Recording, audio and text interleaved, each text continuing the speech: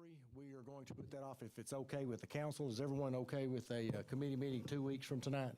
Yes. On Phoenix Recovery? Okay, that meeting will be held 2 weeks from tonight on Phoenix Recovery. Mr. Cummins, your group is up. Don't step on Frank.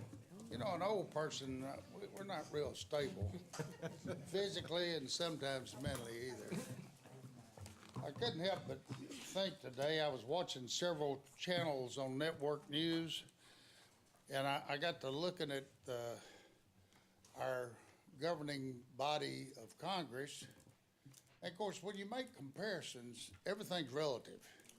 And I got to tell you, when I think of the national governing board and here with our local governing board, y'all are looking mighty good. Well, thank you. Comparisons help. I want to start by reading a couple of times. I was told I should never do that, but I'm pretty dense. I'm reading from the first chapter of the executive summary. Conway is healthy and thriving. It has remained so for over a century. Still a well-balanced community boasting of excellent schools, a low crime rate, extensive parks and recreation facilities, top-notch medical care and emergency services, and a community-owned utility provider. All of this with a cost of living below many of our peer cities. Thought that was, that sort of sets the spirit or the tone. I hoped it would anyway. When we first started, you know, we came here in May of 16 and we were trying to come up with a name, and we came up with a Healthy Conway. Well, they said, well, what is a Healthy Conway? Well, we obviously didn't answer it that night. And so truly for the next 3 or 4 meetings of the committee after we were given our charge, we spent a great deal of time. And so on page 6 of your study, we've got, for purposes of this study, this is how we have defined a healthy Conway. It has and can maintain a robust economy. It is diverse and vibrant. It provides a strong educational environment. It contains public institutions that deliver the essential community services needed to provide and maintain the general health, welfare, and safety of the citizenry. It has planning groups that are forward-thinking and willing to work collegially with peer institutions to avoid unintended consequences. And it has a long-term sustainable policies that promote community health. You know, that's a very general definition, but we hope it captures the spirit in which we did this study.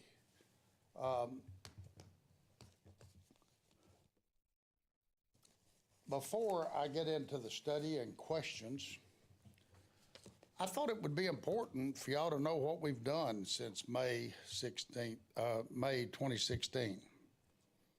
The process that we went through. Well, as you know, most of you know, we interviewed individually 6 of the city council members to gain benefit of your input.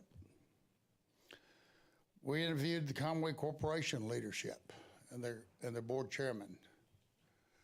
In fact, we met with them on 2 separate occasions, looking at different data and things of that nature. We interviewed the Chamber of Commerce leadership. We had numerous discussions and interviews with bankers, builders, business people, and selected department heads. I saw some of the department heads that we interviewed come in tonight. We collected research from local sources, state sources, and national sources. We've investigated peer cities. It's pretty amazing. We have even visited with experts in certain areas, especially with regard to areas we were not that familiar. It's taken a lot longer than we anticipated. I mean, it was very broad, and it requires a lot of time and a lot of meetings to do it. And then when I thought we had the worst over, we had to start writing. To create the written document was a real challenge. There were countless pages of script that were written, revised, thrown away, then rewritten. Our goal was not to create a scathing gotcha or a list of to-do items. Our goal was to create a written document that was balanced, that was based on documentable facts, that accurately showed trends for a 10 to 11 year period. Started out 10, but after we took so long and we had access to the extra year, it went to 11 years in some cases. The main chapters address education, housing, and jobs. Now, how we came upon that, you might wonder, well, you're studying government, you're studying this and that. Why did we choose education, housing, and jobs? People come to a community for jobs. When they come to a community, they have to have a place to live. When they live in a community, they send their kids, by and large, to the public schools. So by studying those three entities, it can tell us a great deal about our community. One liberty was taken in this document. I said we didn't come up with a list.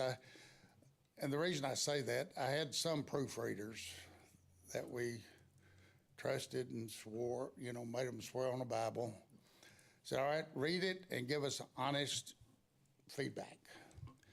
Well, one said, I thought the executive summary was a little cold, it was a little hard. And I said, well, executive summaries, you got to reduce it down and give it, you can't put a whole lot of fluff in the executive summary. He said, but after I read the whole document, he said, I thought it was real balanced. Well, at least we got one vote, and I felt good about that. I think the whole group felt good about that. Another thing, another reader says, well, you didn't put any things to do. Well, I don't think that was our charge. The liberty we did take in this document is the committee made 7 subtle suggestions. And here's how subtle they were. The leaders might consider. If y'all consider it and decide that's not anything you want to do, I guess we've met our objective. Or here's another one. Thoughts should be given. So I hope y'all understand we were not trying to take any liberties that we were not authorized to take. We did try and identify those trends. And from time to time when we saw what we thought were good ideas, we put them in there. We left out a lot more than we put in. Our job was to identify the trends in our community. And we tried to write this in such a manner that it would assist our leadership here in the council, our leadership at Conway Corporation, our leadership at the Chamber of Commerce, our leadership at the schools, all our leaders, and just spending a little time and thinking about these things. And in some cases, you might want to consider and move a little further with them. Ray Simon threatened me again that I had better not volunteer us to do another volunteer job for a long, long time. What scares me is I think RT, Linda, and Frank had given him unanimous votes to say that. There has been some bright things. It has been a lot of work. And now, I think y'all have all been given copies, and I hope you've had opportunity to read them. We as a committee are prepared to answer any questions you might have.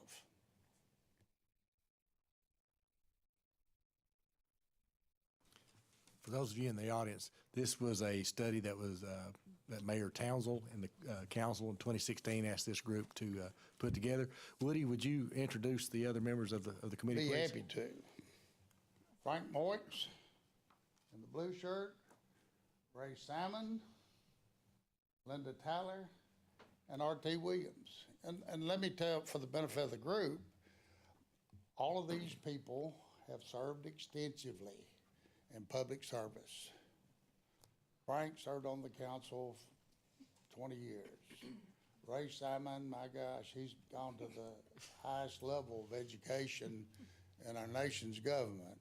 Linda Tyler served in the House of Representatives, has done any number of things in the community and been a very successful businesswoman. R.T. Williams, I was fortunate enough to meet R.T. years ago when I was in state government. He headed up workforce education, and we really wanted to access workforce information and things of that nature. And Ray and I worked with him any number of times at state government. He worked, I'll tell you, he worked for Governor Huckabee and Governor Beebe. He could work for Democrats and Republicans. That's what a capable guy he is. And he's minister here in our community at Pleasant Branch Baptist Church. So we really made an effort to get a well-balanced committee. Boy, I tell you, there was many hours that have been spent this year, and we appreciate them. Well, I appreciate the work that y'all did. I know that you did put a lot of time and effort in this.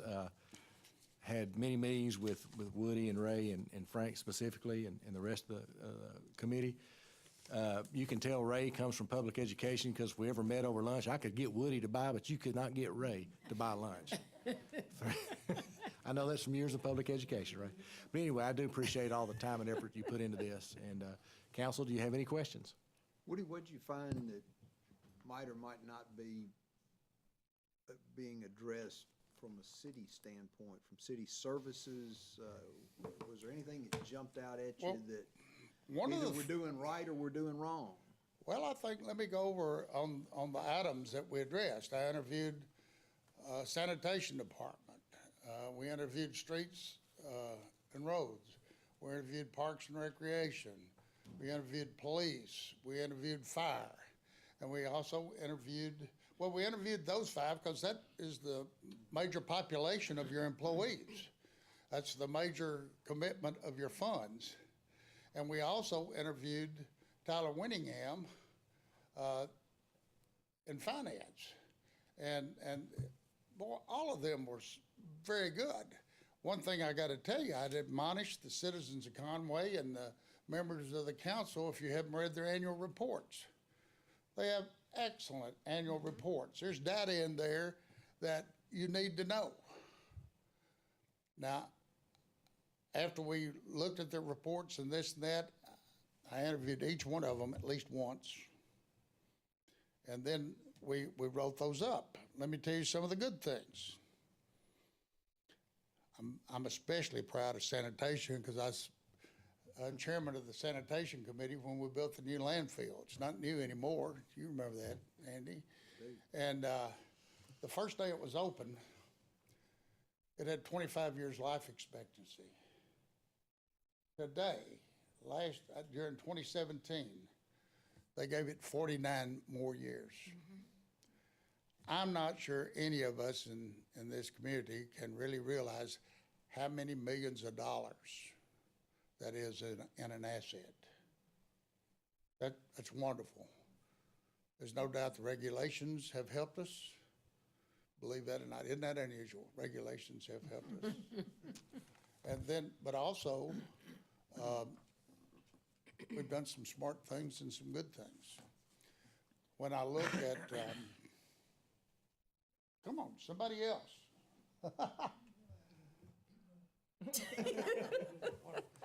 Okay. Just like on, having lunch with him, isn't it? Okay, I'll tell you on Parks and Recreation. Have you ever tried to go buy a hamburger during tournament weekends? It's just an enormous asset to this city. And, you know, I have grandsons that play travel ball, so I regret to report I've been in many parks all over the state this year. None or any, there are some as good as we have, but none better. That's wonderful. I was a little apprehensive when I went to police and fire because my level of ignorance is pretty significant in those areas, and they calmed me down, and I was amazed at the intelligence data that our police department collects. They briefed the whole committee. We looked at 10 years of records. Yeah, we want to do better. We wish no one was, wish they were not required to arrest anyone.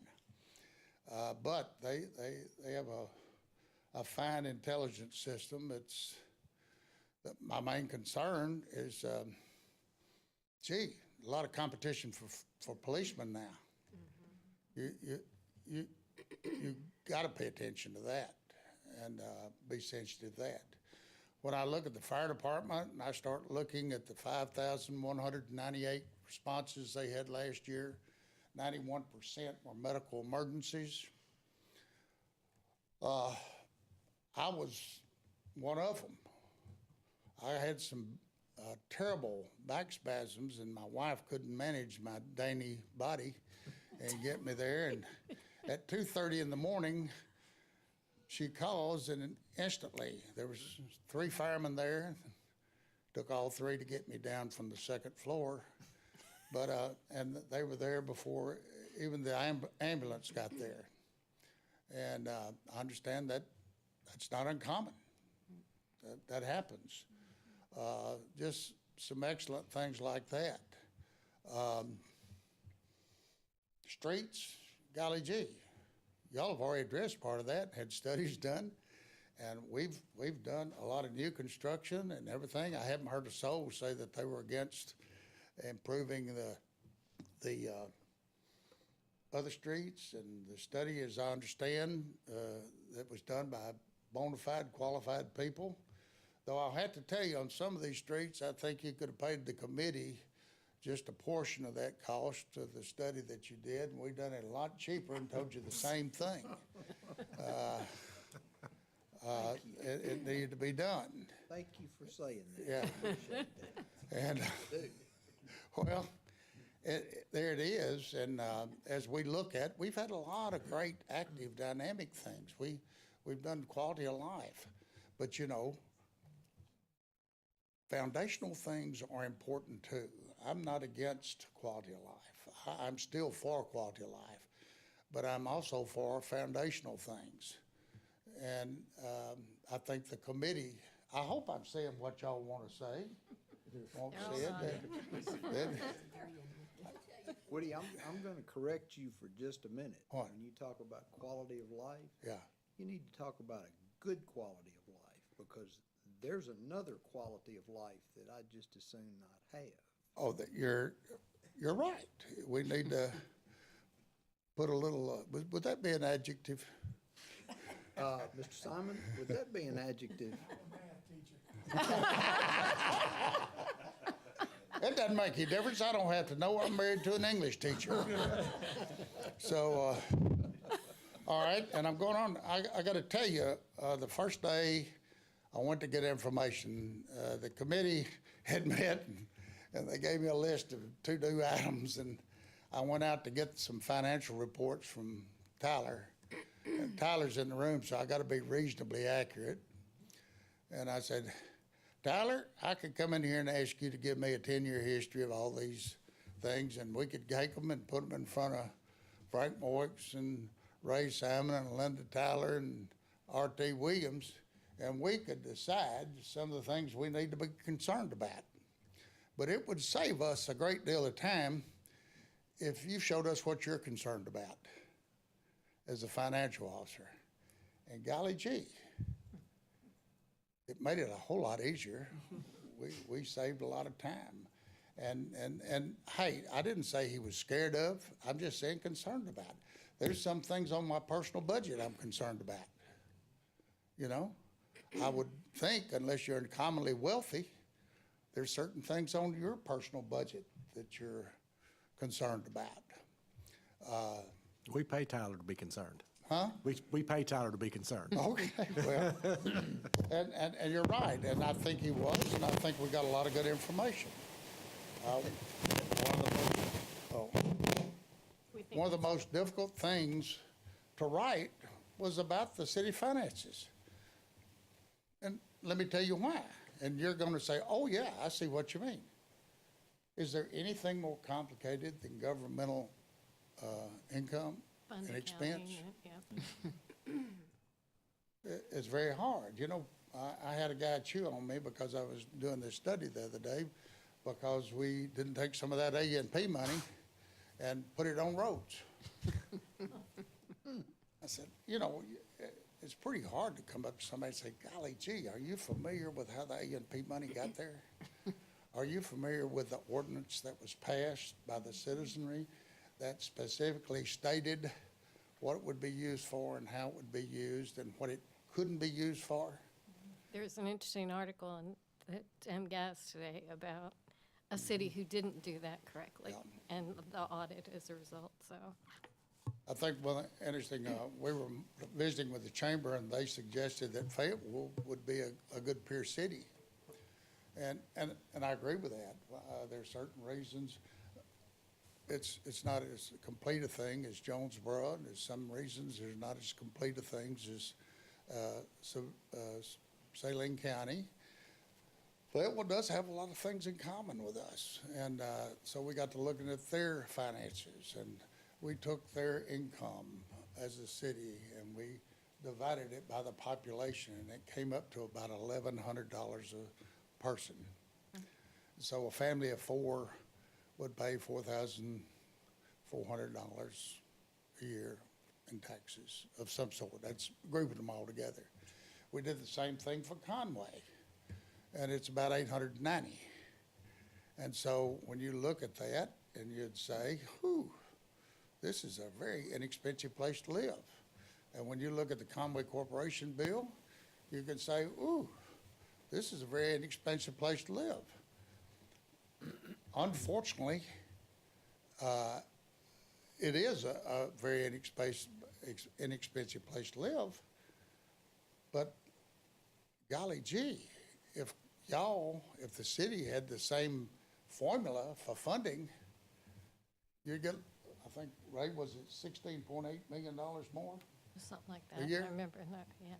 And golly gee, roads would not be a question after a couple of years, would it? Dr. Cummins, was there anything in the report, in the data as you looked at it, that surprised you? Yeah. I think the fact that, well, let me ask you, what's the percentage of millennials that live in Conway? The average age is 27. Huh? Right? The average age is 27 in Conway, correct? 28? 40%. That's a big, 40%, that's a pretty significant group.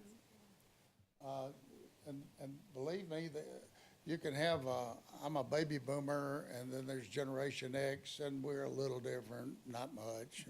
There's a significant difference between the millennials and here. So that's one reason many of us are quick to say, well, just because I think it's a good idea, it might not mean the majority thinks it's a good idea. You know, that's just the way it is. I want to encourage y'all to ask some of the committee questions. I mean, I only did so much study.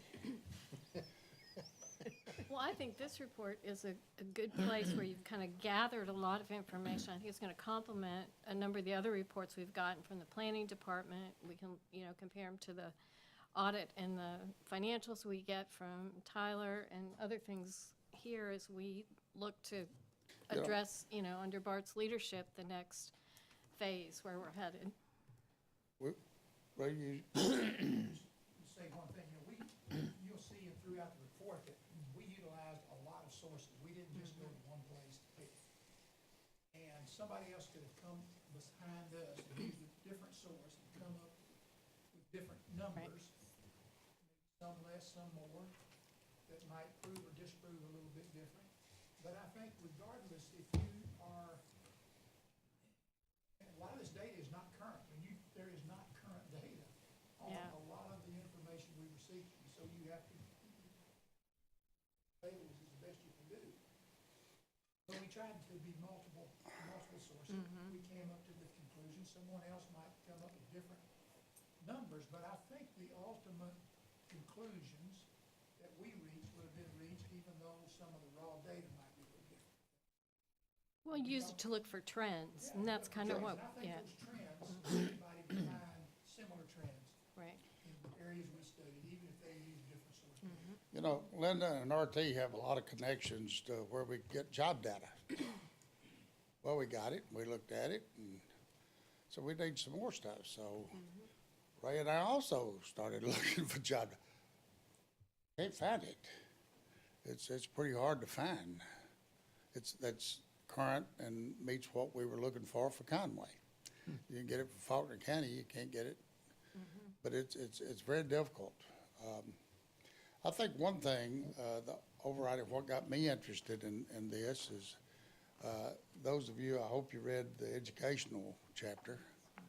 And I think one of the things that one of the trends that we've really got to watch out and address, and it brings on several other things we need to do, is the fact that we've grown from 35 to 50% in free and reduced lunch. Well, if you're a child in Conway Public Schools, and Conway Public Schools does an excellent job, they have an excellent vocational training center. But what if you move here after you're out of high school? What can you do? You know, Marlton is building a new $14 million skills training center at the junior college. Marvelous building, state of the art, probably going to be as fine as there is in Arkansas. We were talking about it at the committee meeting, and Frank said, do we need to build one? And I said, whoa, $14 million? I said, why don't we buy a $120,000 school bus and run a taxi service? You know, and I use those two extremes as a joke, and but perhaps we ought to look at that. Years ago, when I was a banker, they used to have the human resources group would meet every month or every quarter. I'm not sure, but I know every once in a while the banks would rotate buying lunch when the human resources people came together. Well, they shared information and did things like that, and it's my understanding now that they no longer do that. And, you know, that's a great resource. That's folks that know that perhaps some effort could be done. There's nobody that's really responsible for that in city government or Chamber of Commerce or Conway Corporation, but can't you see how something like that might be helpful? When you look at education, if you come here and from another community and you don't have skills, 40% of the jobs, I think I'm right, in Conway, that over the last few years have been in food preparation and retail. Those are not middle-class jobs.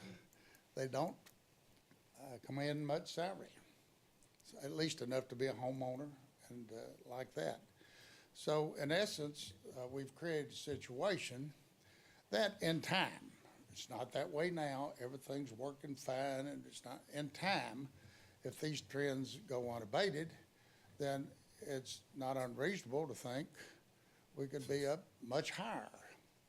And when you get much higher, then we're starting to build more houses. But guess what? Most of the houses are in the 300,000 plus category, and that's not really called an affordable house, at least not in the Cummins household. Affordable houses are usually 157,000 to 220,000. You know, you can find lots of different definitions. So when we got in trouble like that, we'd always go to some banker experts, and we brought in an expert from Little Rock. She didn't quite live 50 miles out of town, but it was close. And, but we tried to get from people that are far more knowledgeable in that area than we are. When you look at, there are no, it's very hard for a middle-class family, which, you know, for years Conway's been very balanced, and we're still balanced. There's some good news. Ray mentioned today that for the last 3 years, Conway has leveled out at 50% free and reduced lunch. So we've had a leveling. That's good. But once you get to 70, 75%, you're talking about some real challenges financially in a lot of ways. So maybe we might want to tweak a few of these things that are creating unintended. We've got good policies. All the institutions have good policies. But we might need to tweak some of these policies to help us avoid, if you don't like that trend. If you like that trend, it's a waste of effort. But does that answer some of the questions y'all asked? Why is it so hard to get employment data here, Linda? I was kind of pointing this at Linda. I was going to give you a rest a little bit. Linda, why is it so hard to get employment data? Well, we looked at both national data and state level data. The state level data for employment takes it down to the county level. And you could make an argument, and we did some, that the majority of the jobs in Faulkner County were gonna be in Conway. So our charge was Conway, so we wanted to make sure that we were looking at Conway. We tried to get through workforce services some specific. Part of it's also classification. How do you classify a job? So what we really believe we see in the data is that at Conway's employment for retail and food service workers and healthcare, CNA level jobs, that type of job has grown over the last 10 years. We've had some growth in our tech jobs, because the other thing you have to look at is not just the classification of the job, but the salary data, per capita compensation and that sort of thing. And so we've had some growth in in tech jobs that have higher compensation, and that might make it a little fuzzy as to what's really happening in the middle. And so what's happening in the middle, we believe, is that we've had a reduction in the number of middle-class jobs in Conway over the last 2 years. And a middle-class job, can you get a definition? I mean, are we talking about a manufacturing type job, or? We tried not What to would just that- stick it to manufacturing, but it really, we looked at that in the,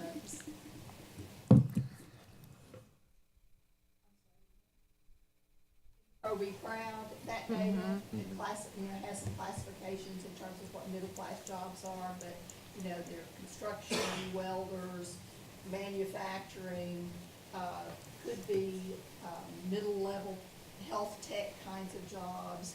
Those would be, what we might call as middle-class jobs. And we looked at those classifications and seen a reduction, at least in Faulkner County, which could translate to Conway, over the last 2 years.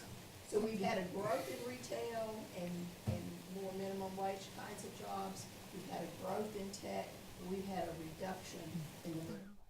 This is one of those slippery slopes, though, gang, because for years now, we have catered to the millennials. We have asked them to come to our community. We have invited them in. We have tried to foster growth in technology companies. So, I mean, this hadn't been something that we hadn't been doing all along. We've been asking those people to come in. May I speak to that? If you would. I don't think that this committee at all would suggest that we not do that. We think that our community has benefited from that. and that has continued to provide good help in lots of areas. What we are suggesting, or what the data suggests, is that there might also be some and work that we could do in the middle-class jobs, and maybe partnering with the community college in Morrilton and providing training to folks so that we could attract employers of those kinds of jobs. So this committee's not in any way suggesting that we should No, No, no. no, no, and I wouldn't, abandon our high-tech. I told one person talking about this very topic one time, I said, keep that arm around what we've been doing. All I'm saying is reach that other arm out and be more holistic. Yes, sir. I know, I'm talking, I know. To me, the thing is, we don't have, job opportunities for that middle level people now. We either tech, or like you said, the food product. Amtrak, perfect example. It was middle class. We lost a lot of workers there. We don't have another business like that now. And that's a void. I mean, a huge void. Well, and by the way, this is a national trend. It's not just Conway. I know, but what I'm saying, it seemed like, and I could be totally wrong, I've been like that like every other minute, but anyway, we should try maybe to secure some kind of job like that, some kind of plant like that, some business like that.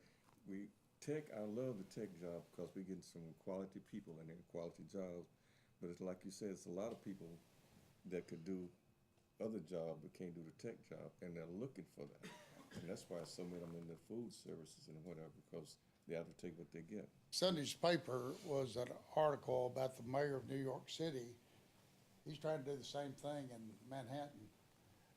They're trying to get more mid-level jobs because they're experiencing this problem. So it's not some great surprise here in Conway. It's something that is pretty far-reaching across the country. You had a question? I can address some of this. I'm very well acquainted with Be Pro, Be Proud. I think there's 60,000 skilled labor jobs available in Arkansas right now, and it's a problem statewide to fill those. I haven't had a chance to discuss it with the council because nor y'all. This meeting took place this morning. We are actually in the process. I have a meeting August 9th with the president at UACCM, and we are looking at partnering with them to answer some of these concerns that we have. I was going to bring y'all up to speed later. I briefly told Shelley and Wes about what's going on. So and it's all preliminary, but there's a good possibility that we are going to be able to partner to help people who, I've told this story many times. I have 3 sons. One's like his mother. He's brilliant. He's working on his PhD. My youngest son is a licensed journeyman electrician. College wasn't for him, but he does quite well. My other son, he's doing okay too. But my youngest son, who decided that college was not for him, and my middle son that college was not for him, they're both doing quite well. We're going to continue to bring the technology companies here. I mean, we want that. We want the millennials. We want the tech jobs. We want the education jobs. We're a college city, but we have a really good thing in the works right now, and I don't know how far it's going to go, where hopefully we can address this very issue. And Theo, I have a pretty good knowledge that international company is fixing to come into Conway very soon to address the question you had, to bring manufacturing jobs. So, yeah, we've got some good things happening. And I haven't had time to share with you guys or you. A lot of this has just happened in the last 24 hours. Mark and I was saying, a lot of Conway was blue-collar jobs years ago. And now, all the manufacturing jobs are getting depleted, so you don't have that. We're looking for balance. Yeah, we're looking for balance, and, would it be nice if a bad boy moved here, or somebody like that? And there are some out there, and, they're hard to find, everybody else wants them too. But, Woody, may I Yes, interject ma'am. one thing? I want to applaud what you're doing in terms of addressing the education and the skills required. Because it's kind of like which just comes first, the chicken or the egg. Is it manufacturing or serve as an employer on several site selection committees over my long life. You go where there are trained, skilled workers, or where there is a plan for trained, skilled workers. And so I applaud what you're doing initially to address that. For those you know, I'm a master plumber, and I went back and got my bachelor's degree. But I spent many years as a plumber, and I loved every minute of it. And I was able to let my wife stay home and raise 3 kids. Do what, Frank? I've gotten pretty fat. I can't crawl under a house like I used to. Well, you have mentioned, somebody used the term slippery slope. This thing is just froth with slippery slopes. You know, you want some middle-class houses, but you want some people that can earn it, so you pay for it. So we got to do that, and then we got to recruit a plant. Then we were pleased to do a lot of things that we're doing, and we want to continue to do a lot of things we're doing. But because we've been a successful community, because we've been a very complex community for many years, the obligation is greater. The challenge is greater. The expectancies of this group of leaders and other groups of leaders in our community, the expectancy for them is much greater. We just hope that we have surrounded a few thoughts and a few ideas that will at least make it more beneficial to you as you prioritize which ones you're going to go after first, second, and third. And are there any other questions? There was a question out here in the audience, and I don't know whether you Always would take that or not, but Before y'all brought up on page 18, the be pro, be proud. Yeah. And I think it's been addressed. I was just gonna say, college really isn't for everyone. And Yeah.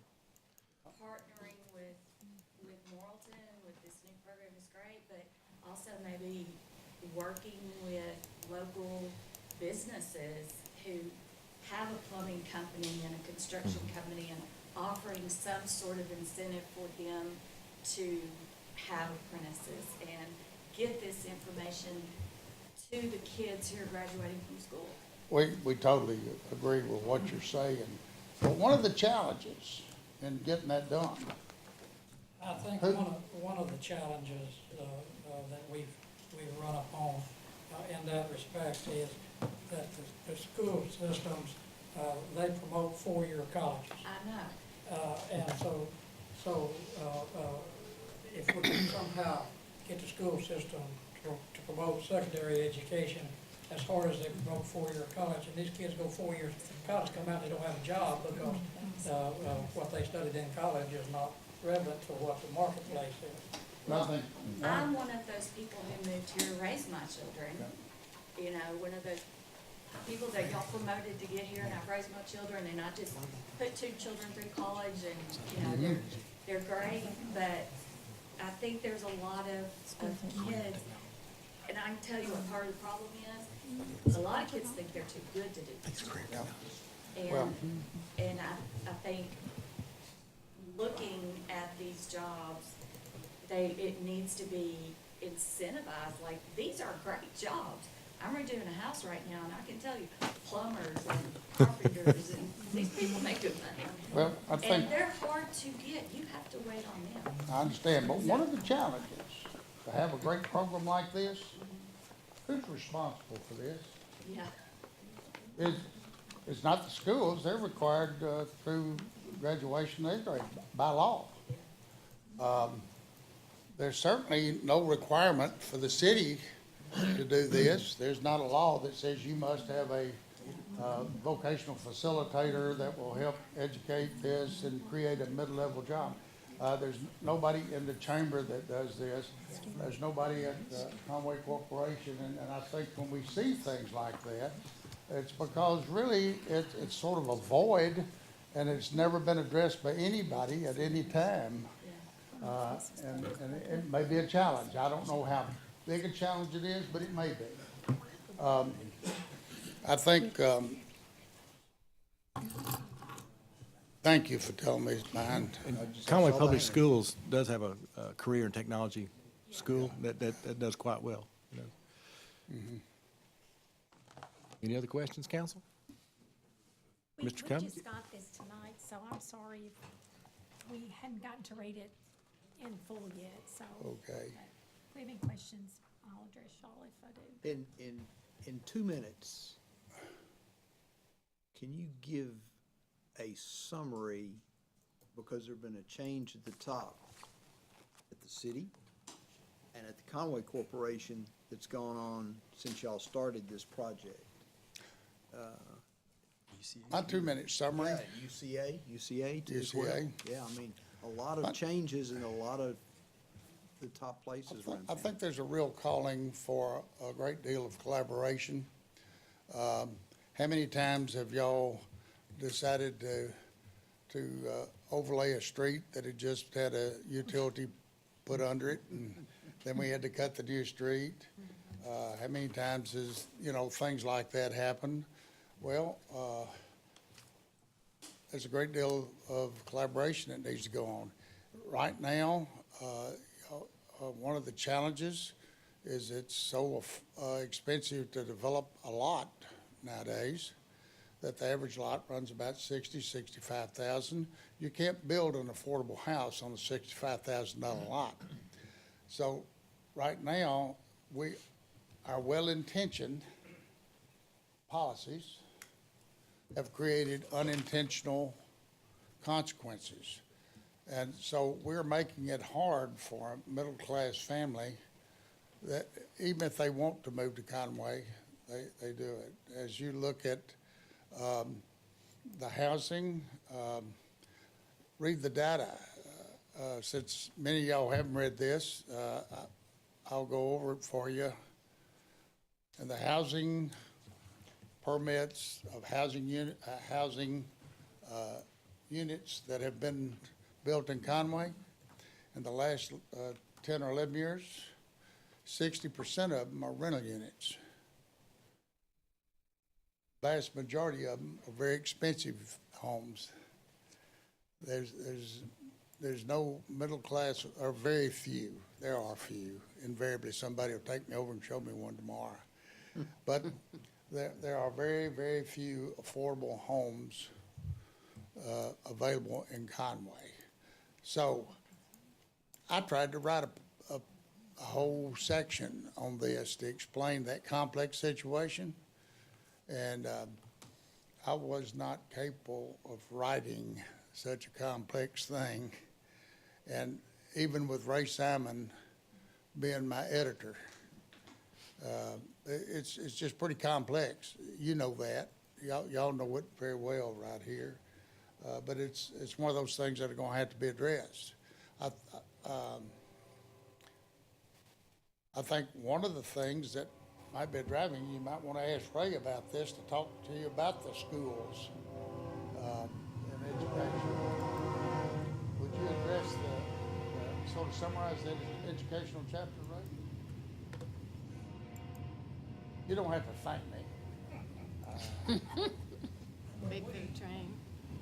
First got me involved with this. Ray, would you mind stepping up here? Thank you. I appreciate that.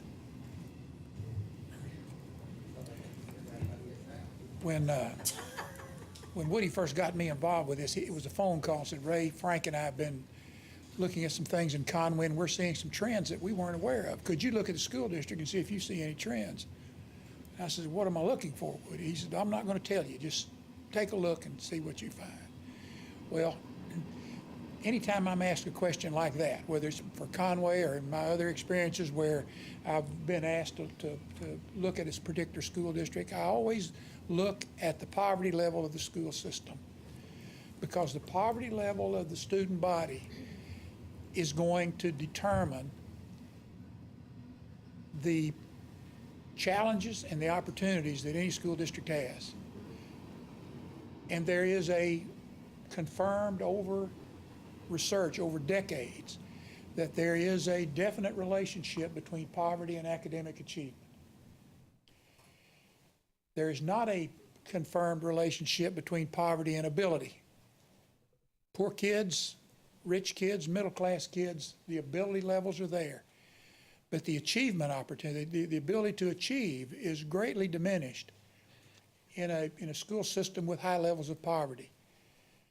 Because children of poverty have generally higher rates of sickness that go untreated because the family cannot afford health care.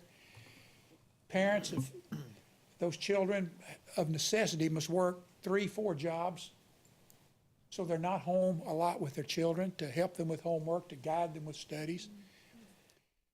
Many times the young children have to get, these are good parents, there's nothing, but their first obligation is to have enough money to support their family. And when you have children that have to get up in the mornings and get themselves ready and get themselves to school, they come to school hungry. Well, schools are going to feed them. They always have. Schools have always stepped forward when nobody else seemed to take the responsibility. Schools stepped in. When a kid shows up hungry, the schools will feed them. When the kid shows up sick, the schools will make sure they get proper care. They'll follow up if they suspect abuse, and so on and so on. The school is really the conscience of the community, in my opinion. That's my term. And so when you have high poverty in a school system, that impacts a lot of how the school, how the teachers teach, the resources that must be provided for those children. And it's expensive. It's expensive. So that, and you'll see, and that's why the chapter on education is the biggest chapter in there. It's because that's a mirror. That shows the symptoms of what's going on in a community more than anything else. And a school and the community are inextricably bound. That's everywhere. You try to close a school, or if there's any hint that a school might be getting ready to close, the community just sees, in many cases, that's it for us. When the school goes, the community goes. So, again, there's more research on school and poverty and learning than there is anything, I guess, relative to what we looked at. So there's some good data there. And the more the poverty level, and once you get up around 70-75%, you are in extreme poverty in a school system. And that causes an inordinate amount of resources to make sure those children achieve appropriately. We're at 50% now. That's okay. But it's if the trends continue. So that's what I found. And so we began to kind of, I guess, feed off of that, and that's why we, in some cases, pick some of the other positions we did. You have to have jobs, you have to have housing, and schools. Those are the three pillars. And if one of them is deficient, it impacts the other. You can't afford a middle-class house if you're not making middle-class wages. You can't afford the amenities, the luxury of being able to stay home with your children and give them proper health care and proper academic support at home if you're having to work 3 and 4 and 5 jobs, or if you yourself are sick. So I guess that for me, if I had to summarize, if you look on the last page, page 26, there's a one sentence bold statement at the top of that page. Conway must retain a necessary and important asset, our middle-class families who help give permanence to the generational continuity necessary for a vibrant community. You're going to see the phrase middle used a lot in our report. Middle class, middle level wage. That's the answer, Andy. We've got to get a balance in this community where the middle class is still a vibrant part of this community. And we've made it very plain. We are not against low rent housing. We are not against expensive homes. We're just saying, let's look at a balance. We are trending toward an imbalance unless we address it. Schools are doing a great job here with kids now. There is no detriment to this school system, but they're having to rethink how they spend money. They spend money differently today than they did when I was superintendent. They're going to spend money a lot differently if they get to 75%. Now, if we do, we do. But there's got to be additional financial resources to support that. Where do the financial resources for the schools come from? Primarily it's property tax. If you don't have homes, if you don't have businesses, then your source of revenue. Same with the city. You want people here that can spend money, that have the time and the amount, have the resources to spend money to pay sales tax, to support the schools through property tax. So it's all about balance and getting things, make sure we don't get out of whack. That's my 2 cents worth. Thank you, Ray. But don't take anything from this first report that the schools are failing here. They are not. There's still some outstanding people. We still have more people want to work in Conway than we have jobs for in the public school system. We turn away employees that other school systems would kill to have. So we have the luxury of hiring the best. And they are smart people. Mayor, I know we're out of time, y'all need to start the council meeting. And if y'all have the opportunity to read this, if y'all have any other need for discussion, all you have to do is ask. I'm gonna bring it back in, a few comments. Mary was out of town a couple of weeks ago, and we handed this out, so the council did get it a couple of weeks ago. You were out of state, Mary. Some of the things you addressed, Woody, like us paving a street and Conway Corp cutting it. Actually, Brett Carroll and I have been having several meetings, and their engineering department's working with our engineering department so that we are planning on when we replace a street, that they replace their infrastructure before we pave it. So we're actually working on that. And then bringing down the housing cost in Conway, item number 7 on the council tonight, in front of the council, is to cut our minimum square footage on R1s by 1,500 feet, making things a little bit more Well, affordable. So we're working on some things. But I I knew appreciate that you. was on the agenda Yeah. tonight, and that's, anyway, good luck. Y'all get to face the wrath of the public and for all these good decisions that you make, but you also get to enjoy the hurrahs. And, we appreciate, the trust you placed in this committee and, asking us to do this study. And with grateful appreciation, we're glad to resign from that authority. Well, I want you to know that, speaking for myself, and I think in speaking for the council, we know each of you, and we trust you. And we thank you so much for the hard work that you put into this, and I really appreciate your diligence on it. What'd you say your name was?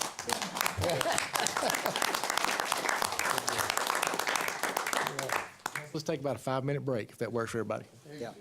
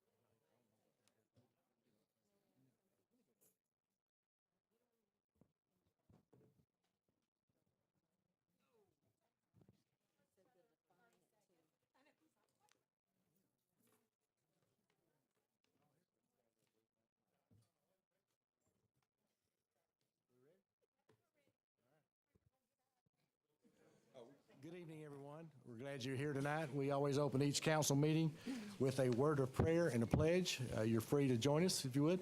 I'm going to ask Pastor R.T. Williams to word our prayer for us tonight.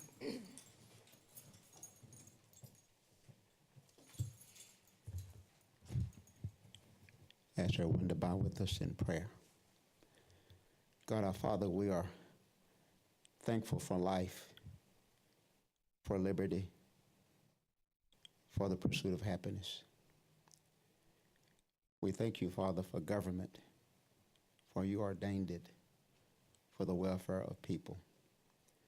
So we pray now for the council, ask you to provide wisdom and guidance as they make decisions that affect this community. Father, we just ask you to bless this city. We pray for a vibrant community. We ask you to just rain down upon us the blessings that we so badly need. And Father, we will always be careful to give you the praise and the glory. We ask all these things and give thanks in the name of Jesus Christ, our Savior. Amen. Amen. I pledge allegiance to the flag of the United States of America and to the republic for which it stands, one nation, under God, indivisible, with liberty and justice for all.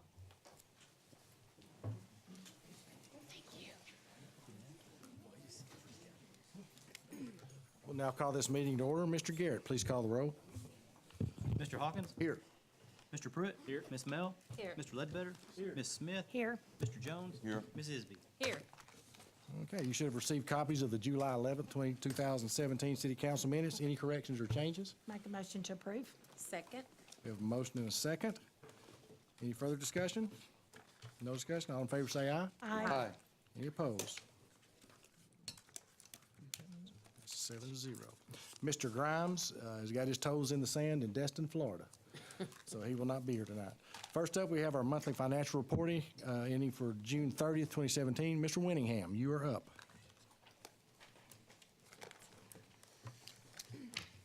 We are looking at June. It's hard to believe the year's half over. Real time, we're past half, but as far as the financials that we're reviewing, we're looking at the first half of the year.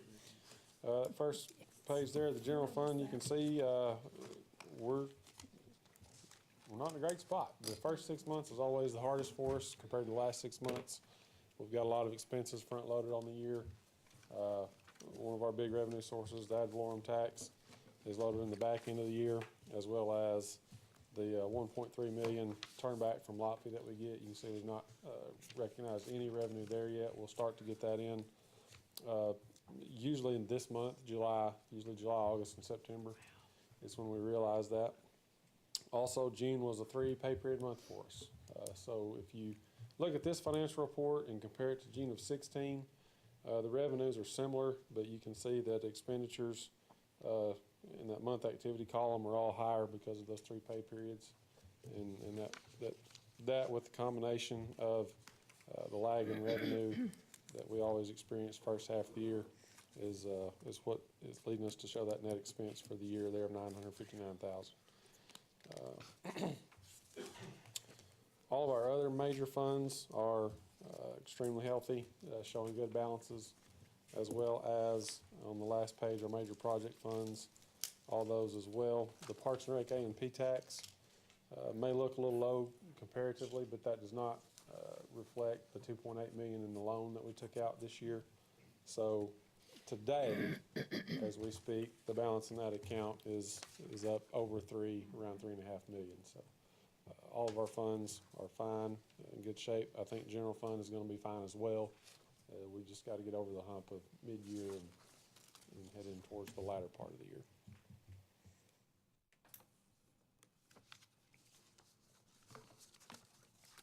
Sales tax through first half of the year. I'm glad you mentioned that. I've got a note here and I didn't even talk about it. June was the month where it looked like we had a real big jump, almost 15%. In reality, we were down 15% last year because of a large amount of rebates that businesses claimed. So really, we're just, at this point, we're up for the month, but we're breaking even year to year.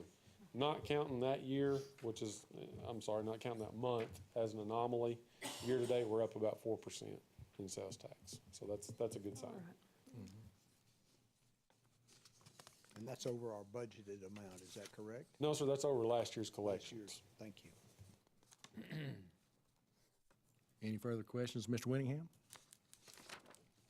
I make a motion to approve the monthly financials. Second?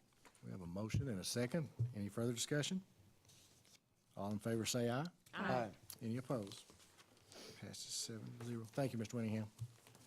Next, we have a report of our standing committees, starting with Community Development. Mr. Hawkins, you're up, sir. Thank you, Mr. Mayor. First item on this portion of the agenda is a resolution requesting the Faulkner County Tax Collector to place certified liens on properties as a result of incurred expenses by the city. With the grass growing and the rain still continuing to come down from time to time, we have 9 of those to talk about tonight, with the exception of one, and that is on German Lane, I think. Is that the one that's been paid? Okay. So we will scratch number 7 off of our list, and we will start with number 1, and that one happens to be at 1335 South Donaghy, where we have spent $169 to bring this up to code. Is there an owner or representative of an owner from 1335 South Donaghy with us tonight? Mr. Mayor, I don't see anyone here. We have a resolution to read for this item. It's Resolution R-1728. 28. Make a motion for adoption. Second? We have a motion and a second to place a lien of $169.42 on property located at 1335 South Donaghy. Any further discussion? Mr. Garrett, call the vote, please. He didn't say. All in favor, say aye. Aye. All opposed? 7-0. Can I ask you something? Yes, sir. I didn't get the number that, what number? 28. 28. 28. Mr. Hawkins. Next location, Mr. Mayor, is at 408 South Davis, $182.57. Is there an owner or a representative of an owner from 408 South Davis with us this evening? Mr. Mayor, I don't see anyone, so we have a resolution to be read for this. It's Resolution R-1729.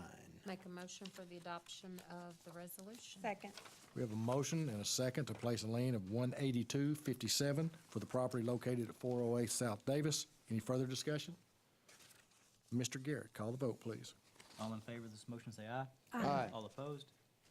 7-0. Passes 7-0.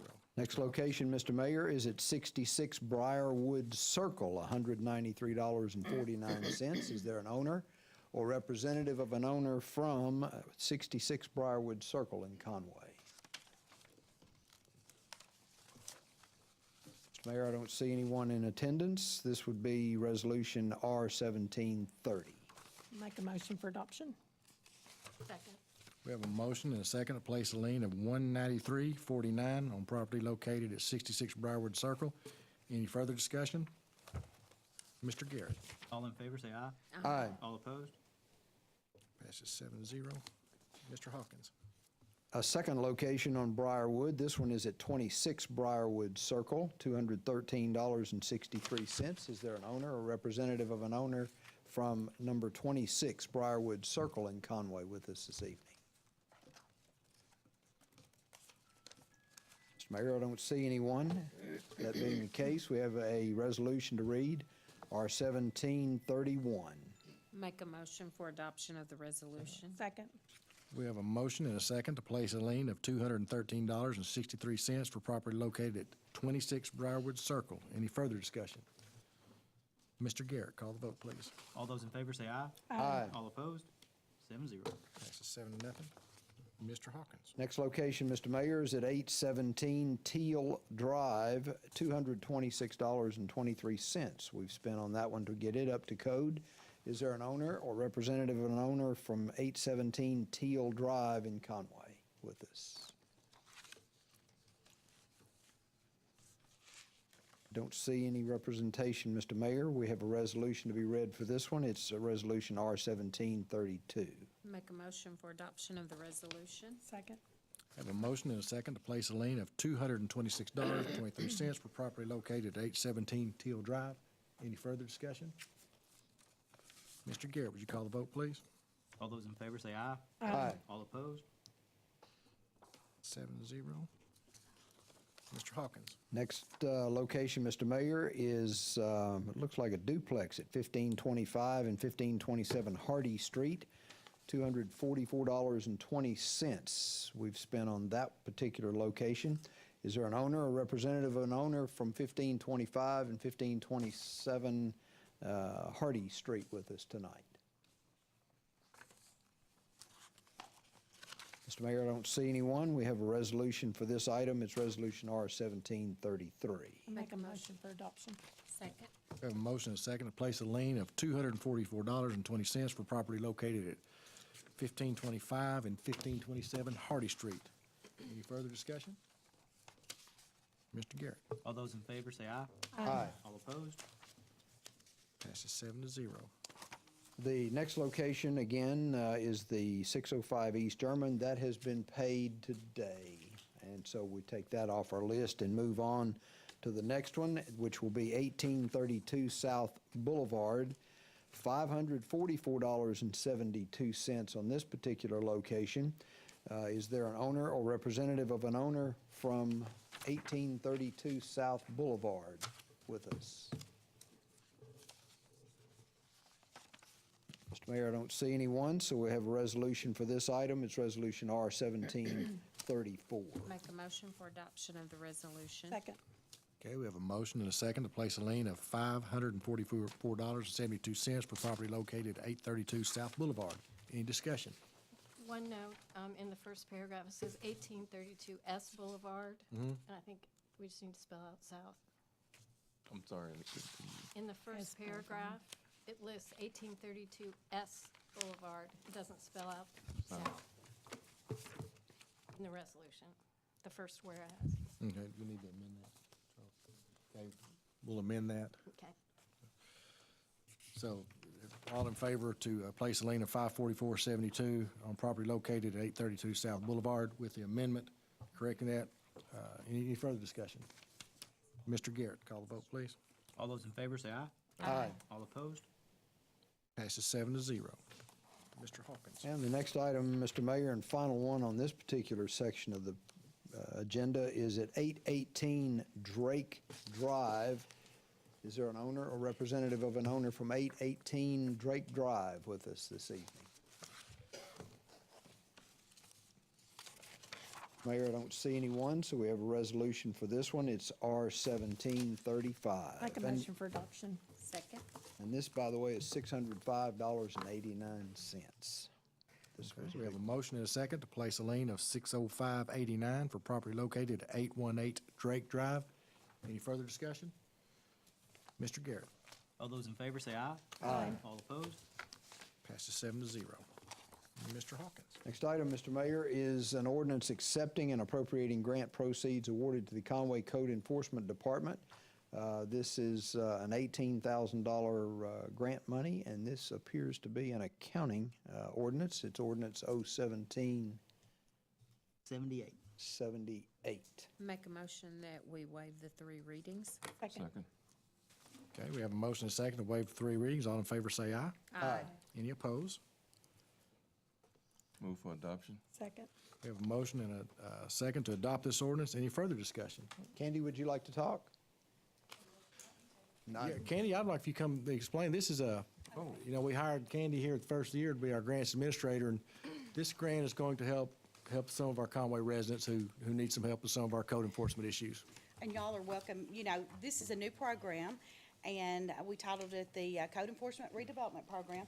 And all the ones that were mentioned tonight, I checked with Kenny's office, and they were deceased, so they would have not qualified for this program. But we did check prior to tonight, because we were gonna offer that up to them to come in. We've made an application, we've got some qualification processes, and we're using the HUD low-income guidelines. And a couple of Kenny's staff went to a conference, heard about this idea, and came back, and we approached the planning district, and they just fell all over it. We wrote the grant, got it, and now we're gonna start the program, and we're up and running. I'll take the applications. We'll be very discreet with their income and stuff like that, and hopefully we can help some folks, and it'll pay back. the fiscal plant when they go do the work. So it's kind of a win-win for us too. So. And Kenny's office is, We're ready to go. they're ready to go. And So, and for those of you who haven't met Kenny, this is Kenny McCollum. He's our Director of Permits, Inspections, and Code Enforcement. Thank you. Everybody up here probably knows him as Pup. Yeah. Yeah. Okay, we have a motion and a second to adopt this ordinance. Any further discussion? If not, Mr. Garrett, please call the roll. Ms. Isby? Yes. Mr. Hawkins? Yes. Ms. Smith? Yes. Mr. Ledbetter? Yes. Mr. Jones? Yes. Mr. Pruitt? Aye. Ms. Mel? Aye. This passes 7-0, and Candy has hit the ground running. She catches me every morning going to my office with a new grant she's wanting to try. She's doing a phenomenal job for I us like here that. in Conway. I like that. Yeah. Mr. Hawkins. Next item, Mr. Mayor, is a resolution approving the 2017 action plan and budget for the Community Development Department. And good evening. Good evening. How are you feeling? I feel good. How many days do we have, Kiera? We have about 2 weeks, but any day now. That's what I feel like. So had to get this done first. So like you mentioned, tonight we will be approving the 2017 action plan submission and the 2017 program year funding budget. If you all would like to review the entire action plan draft, it's on the city website under community development. So this year for CDBG, we received $395,110 for funding, and that's actually a slight increase from the $380,000 that we received on last year. So if you look at the 2017 CDBG budget per HUD regulation, 65% of that must be allotted to projects, which in the past we've done Pine Street revitalization, and that's what we've decided to go with again this year. So we allotted $256,800 to Pine Street, which is a multi-year project, as most of you know, that we've been working on for quite some time. And I actually provided a site map as well that shows where the improvements will be made. So the money will actually go towards completing the sidewalk and drainage improvements that connects Lincoln and Ingram on Stephen Morgan in front of the Agape Church. So in that $256,800, I also budgeted additional costs that may be associated with the wrap-up of Pine Street, and it'll go towards any other drainage or sidewalk improvements in the area so we can finish up hopefully no later than next year. So, any So questions with the? There's still the condition as far as using funds for infrastructure, things like that. Yes. It has to be in certain census tract areas. Yes, Okay. that's exactly right. Any other questions about Pine Street? Okay. So also, we have a public service allocation. So we want to continue, of course, to focus on transportation with our various nonprofit agencies in the city. Per HUD regulations, 15% of the CDBG funding has to go towards public services. In this case, and in the past funding years, the city has actually decided to fund transportation. So as you can see in the breakdown of the budget, approximately $59,266 has been split among 6 nonprofit agencies, and all agencies funded receive roughly the same amount as they did last year as well. The only thing is this year we actually added a new agency, which is Young Empowered Sisters, YES, who's founded by Sheila Franklin, and they've been, again, added to the list of agencies to fund. So the YES program is a program that seeks to mentor at-risk girls, some of which who have been involved in the juvenile court system. They requested a grant to help provide transportation for their various outings and monthly group activity sessions that the girls would not, of course, otherwise be able to make it to without the transportation assistance. So, any questions about that? Okay. So lastly, per HUD regulations, 20% of the CDBG funding is allotted for administration. This includes salary, benefits, and all other related administrative costs for the CDBG director. Any questions as it relates to that? Okay. I'll make a motion, we accept these bid, or this action plan. Second. Okay, we have a motion and a second to approve the resolution approving the 2017 CDBG budget and the 2017 action plan submittal. Any further discussion?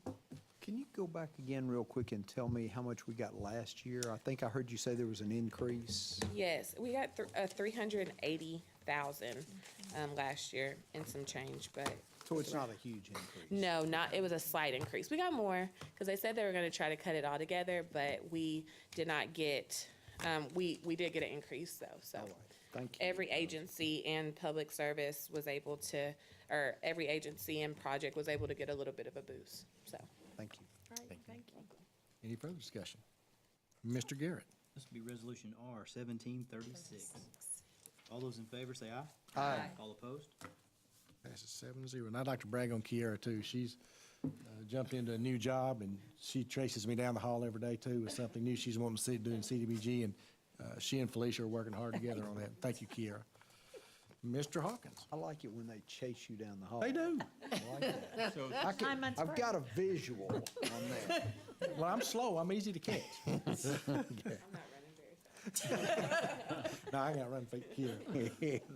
Next item is consideration to accept a bid for the Donaghy Robinson Traffic Signal Project for the Street and Engineering Department. And I see Ms. Bryce has got her signature on here, but I see Mr. Vinson stepping up from the back, so. I'll take it. Come on. As you can see, we had two bidders with very sharp pencils. And DeSoto County Electric was the low bid, $98,072.50. I recommend approval. So moved. Second. Okay, we have a motion and a second to approve the bid from DeSoto County Electric. Any further discussion? Mr. Garrett? all in favor say aye. Aye. All opposed? Passes 7-0. Mr. Hawkins? Next item is resolution to repeal Resolution R-1725 and condemn property at the corner of the intersection of College Avenue and Salem Road and the roundabout project for the Street and Engineering Department. And Mr. Vinson, once again. I spoke with Chuck about this last week. Apparently, there was an error in the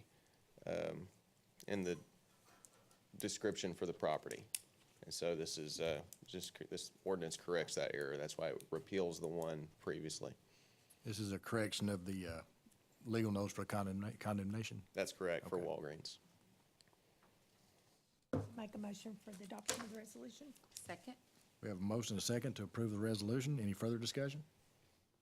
Mr. Garrett? This will be R 1737. All those in favor say aye. Aye. All opposed? Passes 7-0. Mr. Hawkins? Next item, Mr. Mayor, is an ordinance appropriating funds for the Spencer Street Brownfield Cleanup Project. And we have an ordinance to read for this. It's ordinance 01779. Correct. Make a And, motion. hello. This is more of a, I mean, it's a housekeeping ordinance, appropriating ordinance, but basically it's moving money, grant money to the cleanup of the brownfield site, the old scrapyard.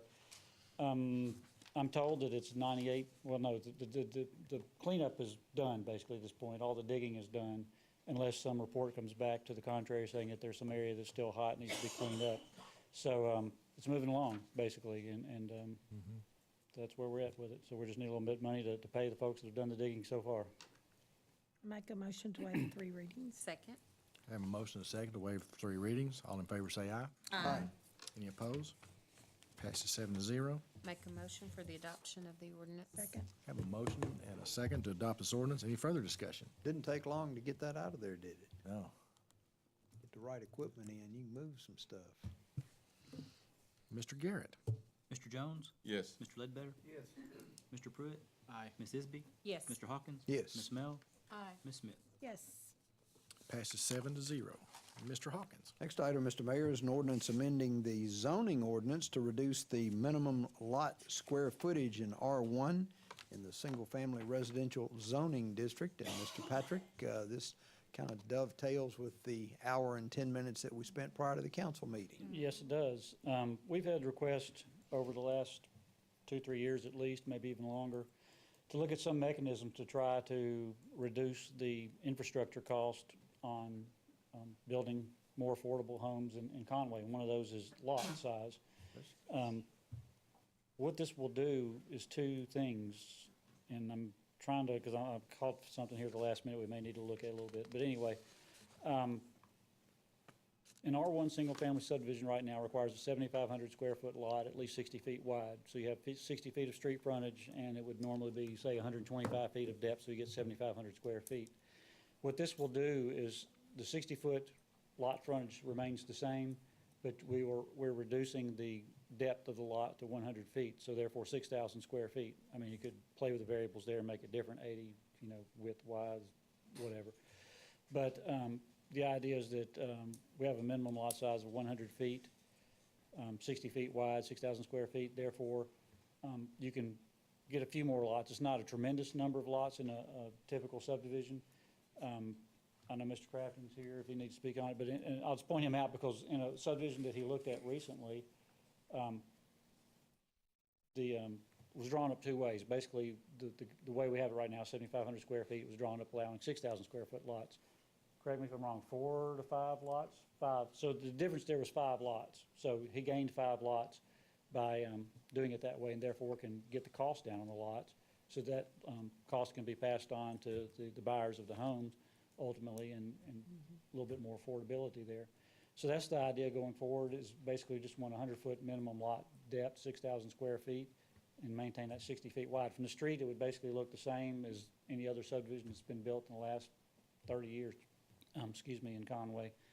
But basically, the backyard's going to be a little bit less potentially, depends on the depth, how deep the house that they build, that kind of thing. And then, yeah, I guess the other thing that we're talking about here is that it also changes the, in addition to this, I've added to the, basically, lot coverage area, where the amount of area you can put a structure on is 35% right now. Due to the lot depths and then the allowed setback areas, it made more sense, I think, to raise that to 40%, so you can get a little bit more house on the smaller lot, so that it fits the setbacks more appropriately. So those are the two things that we're basically changing, is the lot coverage and the square footages.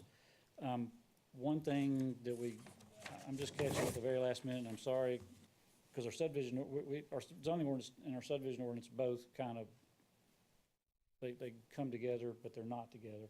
So this is partly covered in our zoning or our subdivision ordinance. We basically want to keep at least a 100-foot lot depth. And I don't know if y'all have looked at the Plan Commission report, but in the Plan Commission report, I prepared some graphics on it. The corner lot basically still going to stay the same, because it requires at least 100 feet of lot depth in one direction, 75 in the other. We may need to solidify that a little bit on the ordinance. Basically have like a footnote, note number 4, that talks about corner lots and minimum lot depth. We need to maintain that 100-foot lot depth as a minimum, 6,000 square feet. So that's a small change that I'll need to add to the ordinance if our attorney grants us that privilege there. But that's the only thing, just want to make sure that we don't get less than 100 feet at this point. That's just on corner lots, right? Well, probably a good note to add that for all lots, because we don't want to go less than 100, but we definitely don't want to do it on the corner. Because 60 feet by 100 is going to give you 6,000, so that, an additional footnote, we'll probably need to add into the ordinance to ensure we get that 100-foot lot depth minimum. This is one of our first steps, hopefully, in bringing the cost of building down in Conway. Conway Corporation was involved in these meetings, with Mr. Patrick, myself, and some of the developers. This will not affect them in any way. It will not change their utility easements, and they're okay with this. So we're gonna put the all in there, is that what you wanted? What's that? You want us to add that to the? Yeah, we need to add a thing about 100 feet, and basically just saying 100-foot lot depth minimum. Okay. I'll make a motion for approval of the ordinance with that addition. Second. Okay, do we need to Waive Waive the readings, yeah? Oh, I Yeah. thought we had. Yeah. Oh, you didn't get a chance to. Make a motion to waive the readings. Okay, Second. we have a motion and a second to waive 3 readings. All in favor say aye. Aye. Any opposed? Now, Ms. Now I'll Isby. make a motion for the adoption of the ordinance with that addition. Second. Second. Okay, we have a motion and a second to adopt this ordinance with the changes that the city attorney is going to put in. Any further discussion? Mr. Garrett. Be ordinance 1780. Katie. Ms. Mel, Aye. Ms. Smith, Yes. Ms. Isby, Yes. Mr. Pruitt. Aye. Mr. Hawkins. Yes. Mr. Ledbetter. Yes. Mr. Jones. Yes. That passes 7-0. Mr. Hawkins. Mr. Mayor, can I throw a question out to the Sure. audience real quick? Mr. Crafton? What, you don't have to get up. I heard a figure earlier today from our panel that came to our meeting before the council meeting about what a lot cost to build a house on in Conway. you do this all the time. Is there an average number? Okay. Utilities, you know, you can have the, you know, and I was just reading this report a little bit, and so there's thousands of acres of developable land in the city of Conway, but there's probably just a few hundred with utilities to the property. You can be within a quarter of a mile of a sewer main and still cost you $500,000 to get the main to the property. So there's so many variables. Okay. But, you know, you'll never see, I don't think, a lot in R1 in Conway, probably ever below $40,000. Okay. Because of the cost of the land, but 2/3 of it's developed.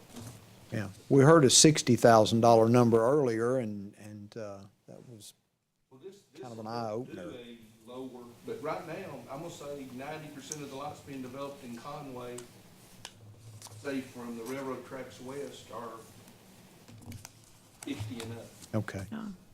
Thank you very much. I appreciate that.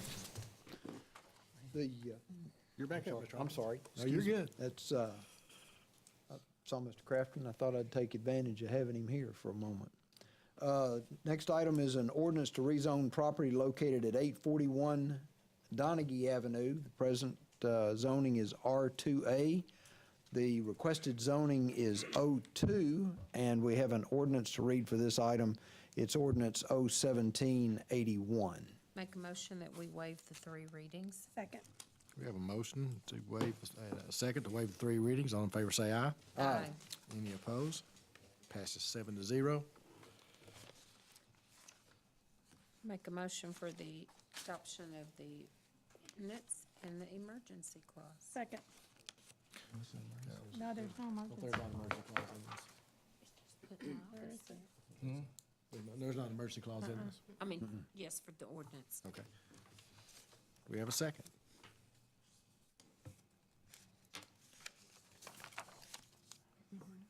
Did I miss a second? Second. Okay, I'm sorry. I second. We have a motion and a second to adopt this ordinance. Any further discussion? Mr. Garrett? Ms. Isby? Yes. Ms. Mel? Aye. Mr. Hawkins? Yes. Mr. Pruitt? Aye. Mr. Jones? Yes. Ms. Smith? Yes. Mr. Ledbetter? Yes. Passes 7-0. Mr. Hawkins? Next item, Mr. Mayor, is an ordinance to rezone property at 364 and 375 Dennison Street. It's presently zoned R2. The requested zoning is for MF3, and this item was reviewed by the Planning Commission at their July 17th meeting this year. And at that time, the commission voted 10-0 to send this to City Council with a recommendation of approval. We have an ordinance for the item. It's ordinance O1782. Make a motion to waive the 3 readings. Second. Have a motion and a second to waive the 3 readings. All in favor say aye. Aye. Aye. Any opposed? Passes 7-0. Make a motion for adoption. Second. Have a motion and a second to adopt this ordinance. Any further discussion? Mayor, I had, I think I know I'd gotten a phone call from at least one of the residents in regards to this zoning and had issues with the fact of this development possibly putting some more adverse drainage and flooding issues on their property. I'm sorry, I should have asked if anyone in the crowd wants to speak. I know your name, but go ahead and tell us all who you are.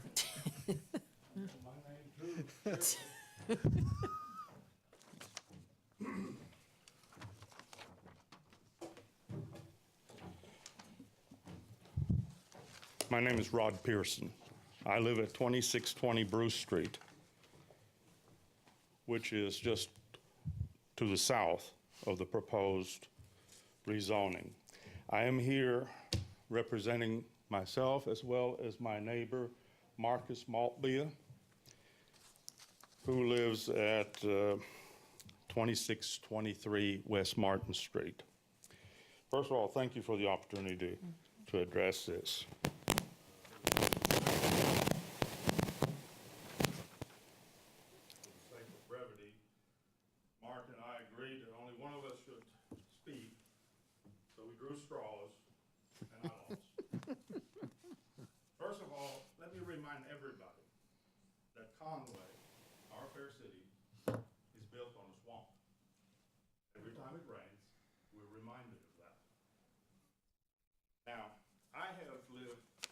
my home for over 30 years, and Mark has lived in his home for over 17 years. So we've been there a long time.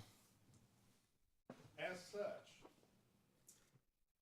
since 1986, Massey Properties has developed all the land within the 2600 block of West Martin Street to the north, Bruce Street to the south, Hubbard to the west, and Dennison to the east.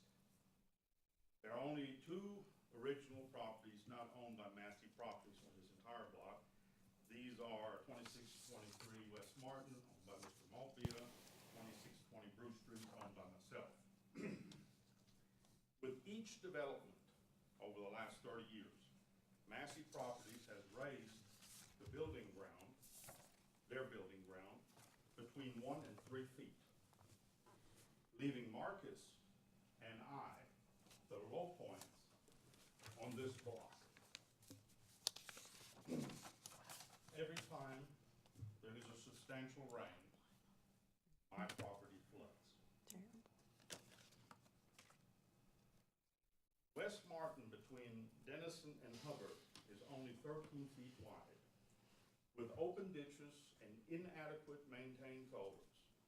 Under present condition, the area of 2623 West Martin Street is prone to flooding, with the excess runoff first going to the south onto Mr. Malpia's property, and then onto my property, because I'm directly behind it, and that's the way the water goes. The majority of the entire block is being served by one 18-inch storm drain on the south side of my home. And 18 inches will only carry so much water. If any additional runoff generated by a large development at 364 Dennison would undoubtedly contribute stormwater runoff going south, creating an intolerable condition and bringing irreparable damage to the low-lying homes of Mr. Malpia as well as myself. You can see in the photos that hopefully are being passed around, which were taken in front of Mark's house after a recent rain. Those ditches, I mean, they're totally unimproved. And it don't take very long. They swam over, goes right in his yard, right through in his backyard, right on to me. We therefore ask the city to make approval of the aforementioned rezoning request by Mr. Massey contingent upon necessary drainage improvements being made to ensure that no additional excessive runoff adversely impacts our property. Now, let me make sure you understand. We're not against the rezoning. We are against this rezoning creating more runoff onto our property. Now, you can come by after it rains and look at it. Again, my property floods 2-3 times a year whenever we get a substantial rain. Last time around, I had to go out there and move my cars because the water was this high in my driveway. This water comes from the east of me, all the way from the other side of Dennison, where there's a 3-story apartment complex. Dennison is only served by 18-inch storm culverts. Not enough. When they fill up, here the sauce comes right across the parking lot, right into my yard. Looks like the Rio Grande going across there. The time to address this is now before any new developments are made, not after they're made. We have been in concert with Mr. Benson. He's come out, he's looked at this, he's fully apprised of the situation, and I do believe he recognizes the problem. In conclusion, let me say this. Any progress of new development should not come at the detriment of an existing homeowner. And I'm afraid, without proper drainage improvements, that's what it'll amount to. I might as well get a dozer to my home. But I don't think we're going to do that. We're depending on the council and the city to ensure that the rezoning does not have an ill effect on our property. That's all we ask. Questions? I gave Mr. Garrett a copy of this letter, and then for your records, or as my old chief used to say, something for your files. Thank you. Thank you, Rodney. Thank you. Anyone else like to speak? Yes, sir.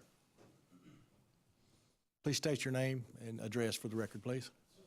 Greg Massey, I live at 10 something. And addressing Mr. Pearson's comments, the only thing that I really disagree with there is that improvements.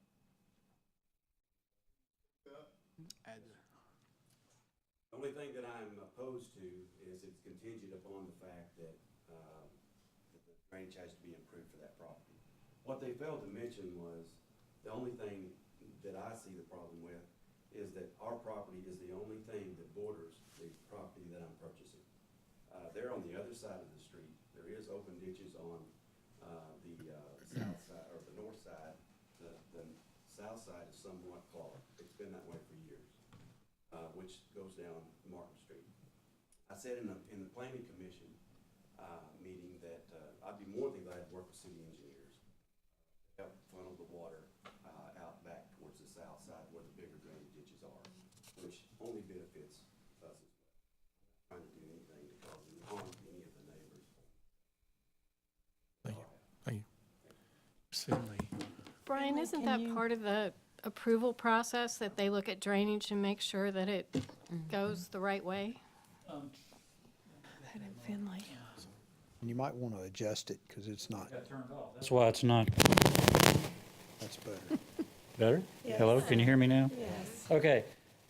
Yeah, part of the development review process is the initial site plan, civil drawings, grading plan of the lot on a commercial project goes to, which includes multifamily, goes to the different departments for review, including the city engineer. So they definitely take a look at it, and basically no water is supposed to come off the property then it's not already coming off of it at this point, pre-development phase. So there definitely is some oversight by the city and engineers, and if our city engineers feel it's relevant enough, they can require a third-party engineer to take a look at it and prove them wrong or give them some more data on what they need to be looking at. So yes, there will be some additional oversight as part of development review. Can we hear from Finley? Finley. Yeah. Please.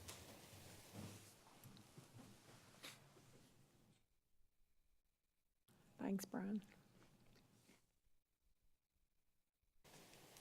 So I did visit the subject property and discuss with the issue with both of the gentlemen that have spoken here.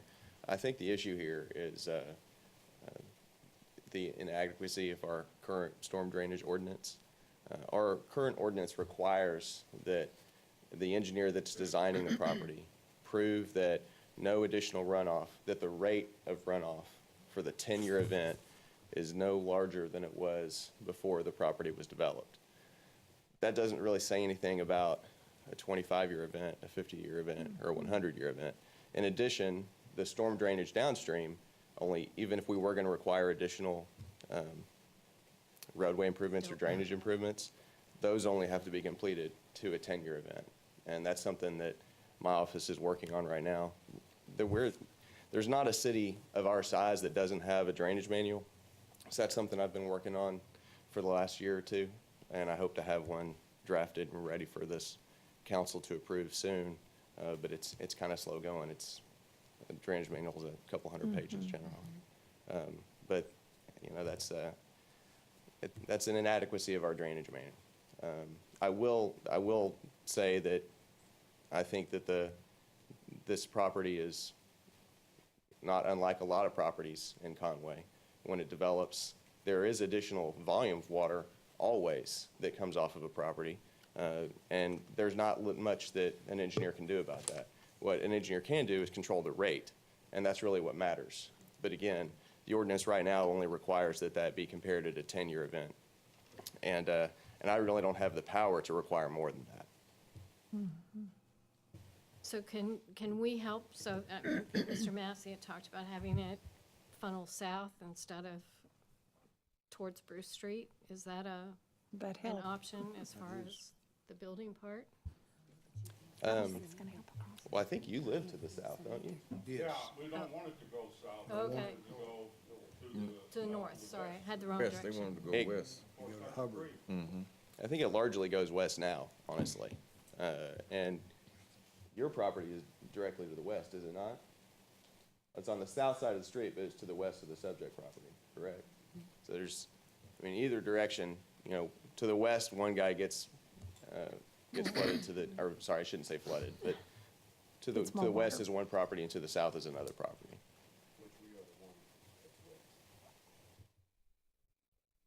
Mhm. Yes, that's correct.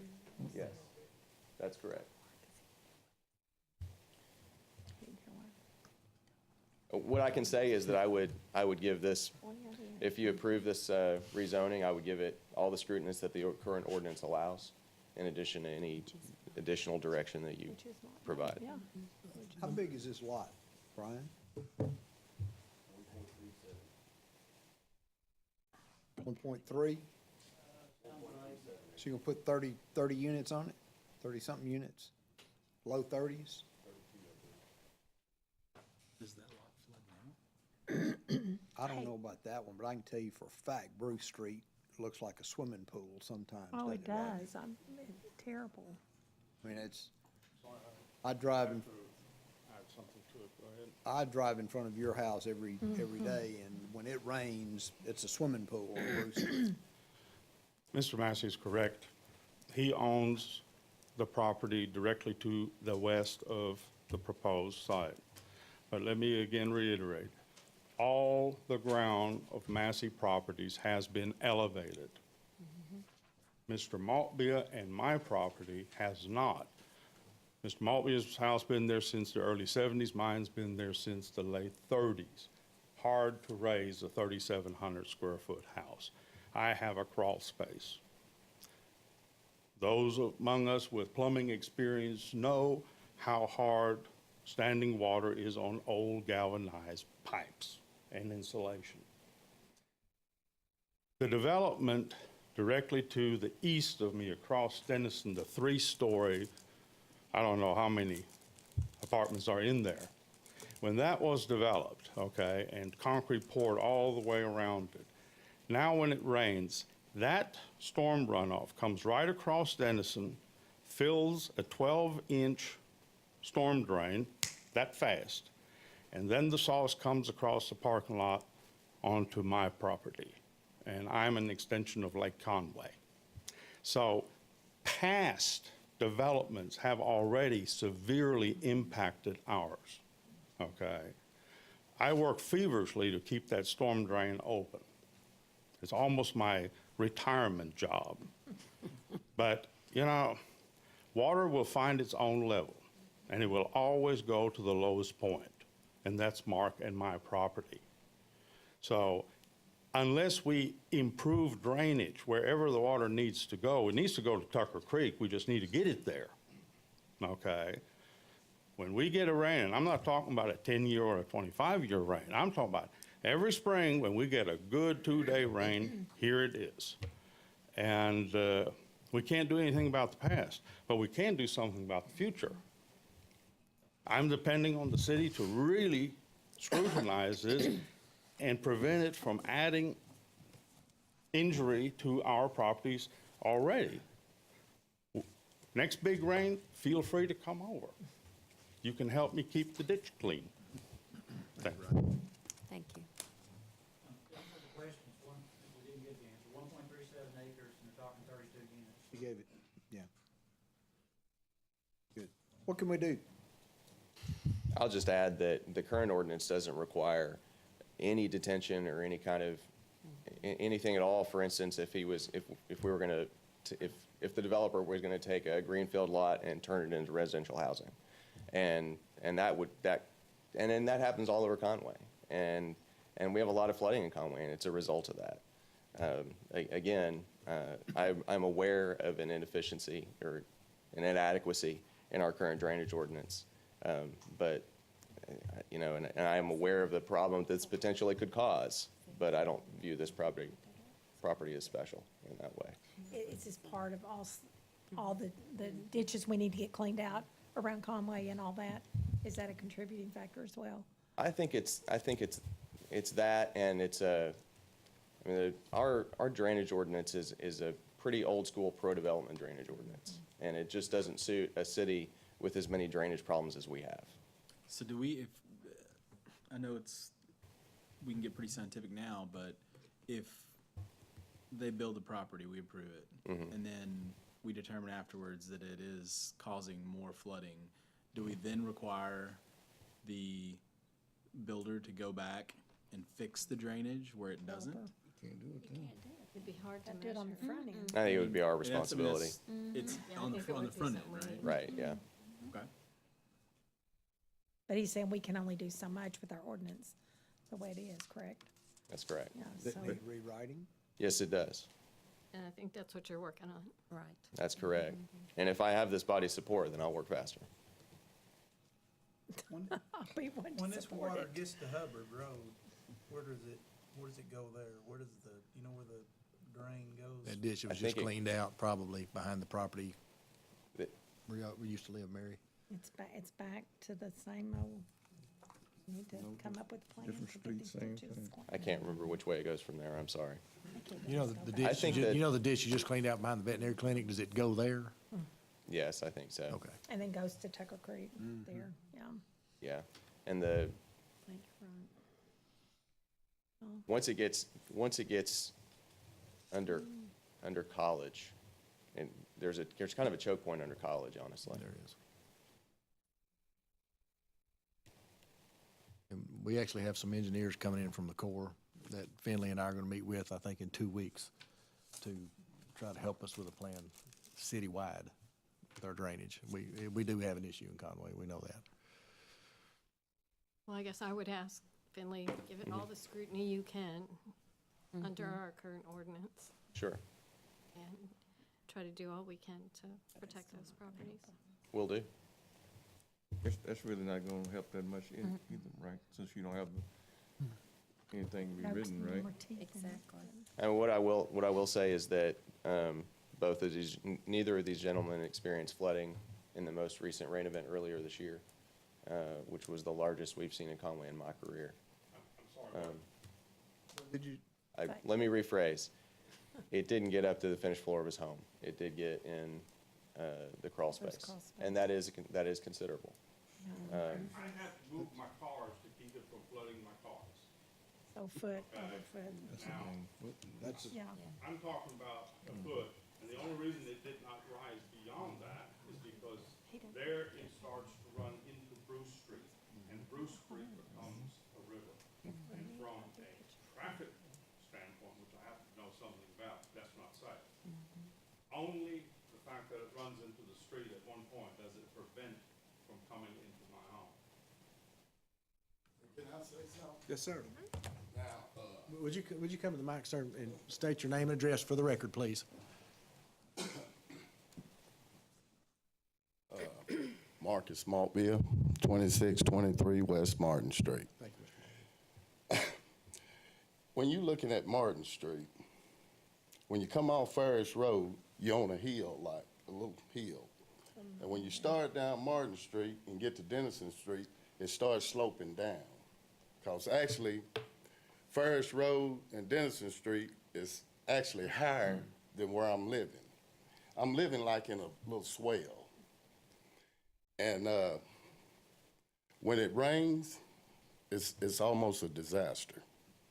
And if this property get developed, I'm doomed. Because as you've seen those pictures, it floods all the time. And not just when it's a heavy or extreme rain, if it's just a steady rain, those ditches fill up quickly. And as you go down Martin Street and head up toward Hubbard Street, it starts to go uphill again. So actually the water's coming downhill, going into my valley, kind of like a valley where I live at, then it starts back uphill. That's where it's going out at Hubbard. So if water's going uphill, It don't take much for it to huddle up. That's the problem we have. And if he builds those apartments, it's gonna create a disaster for me because he's gonna have to have an entranceway out on Dennison Street. And he's gonna more than likely have another exit and entranceway out on Martin Street, which that's what he's got now. On the other rezoning, which was 5, 6 years ago, I don't remember. But it's steady pushing heavy water out on me. Now, I'm gonna say this, but you do what you wanna do. The only proper way to solve this problem is curb and gutter.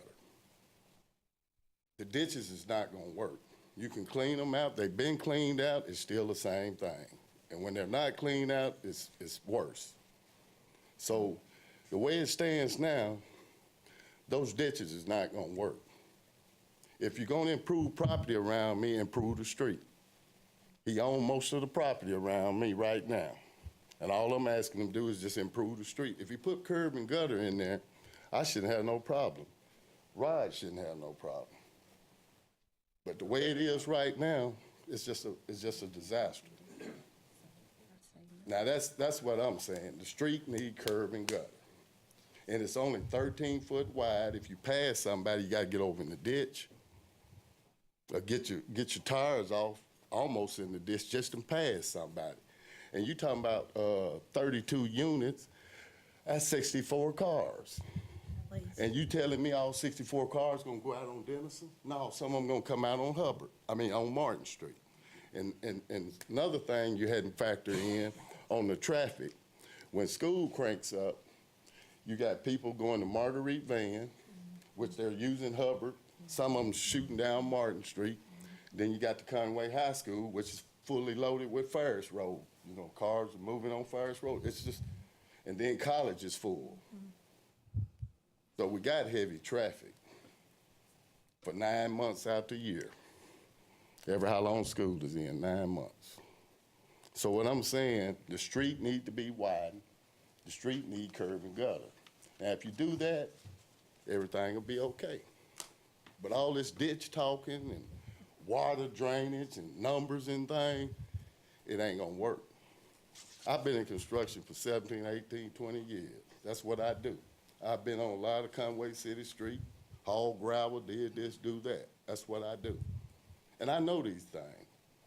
At this point right now, it ain't gonna work with the ditches. The street need curb and gutter. That's when that water comes down, it hit that hard street, it falls off in that gutter. It's not falling in them ditches. Someone's always got to try to maintain them ditches. And right now, it's not happening. I don't know when the last time they've been over and cleaned out ditches. 2000. It's been a while. And I can't sit 2000. here and depend on somebody supposed to come over and clean these ditches. You see what I'm saying? While my house is flooding. You don't want that, and I don't want that. All I'm asking the city council to do is just do the right thing. And I'm proposing the right thing. Curb and gutter. That's Thank you, it. Mr. Maltby.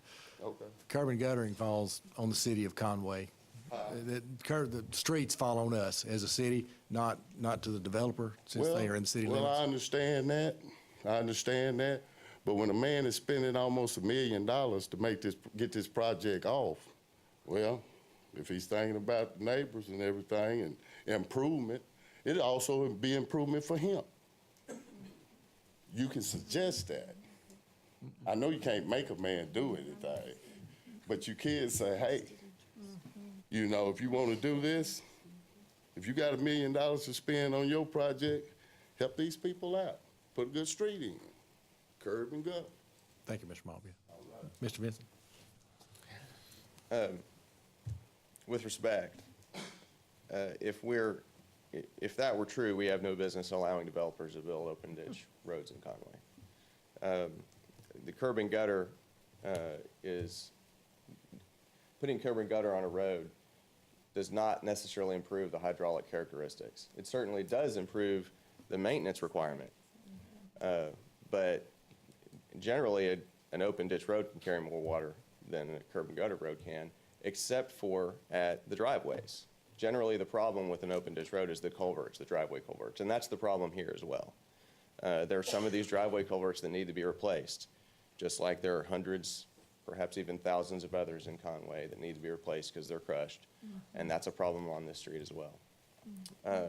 And there is a caveat in the current ordinance that requires the developer to not only design his drainage according to the 10-year event, but also according to downstream conditions. So perhaps I could work together with the developer of certain crushed ordinances on some crushed, help me. Culverts, thank you. On Martin Street, perhaps some of those could be replaced. But if the council wishes to put additional requirements on the developer, I would encourage them to increase the return, or the year of the storm event, rather than making them put curb and gutter on the street. And again, allow me to require the developer to replace culverts, downstream culverts as necessary. Those things potentially could help. We don't know, but they might. Well, they couldn't hurt. Well, they won't hurt, but It couldn't hurt. But again, unless the council allows me to require, say, a 25-year return period or a 50-year return period, all of that work will be for a 10-year return period, which is most likely what Hubbard is designed to as well, which is where it's going. yeah. I'm gonna let Mr. Finkenbeiner correct me if I'm wrong. I don't think we can add conditions to this ordinance. It's not a conditional use. It's not a conditional use, so. There you go. Well, I'll assure the council that I'll do everything I can to make sure that I'm as strict as I can to the letter of the law with this And work on development. that revision, Yes, ma'am. You'll have it soon. Work on what? the revision to the ordinance. Where do we stand? Have we, we have a motion? We have a motion and a second to adopt the ordinance. And then we're discussing it. Anything else from the audience? Mr. Massey, you're not gonna get these open for this fall or in any way. It's gonna take you a while.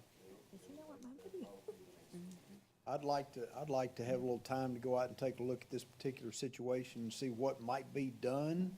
Would you mind if we put this off for a meeting or two? What whole purchase it? That's not your problem. Not our problem. I think we need to find an issue, because I drive in front of Rod's house every day. And when it rains, that's a swimming pool out there. And so, I know it's not your problem, but it is your problem. I'm not saying it's not my problem. No. Because we own all the property around it. I understand.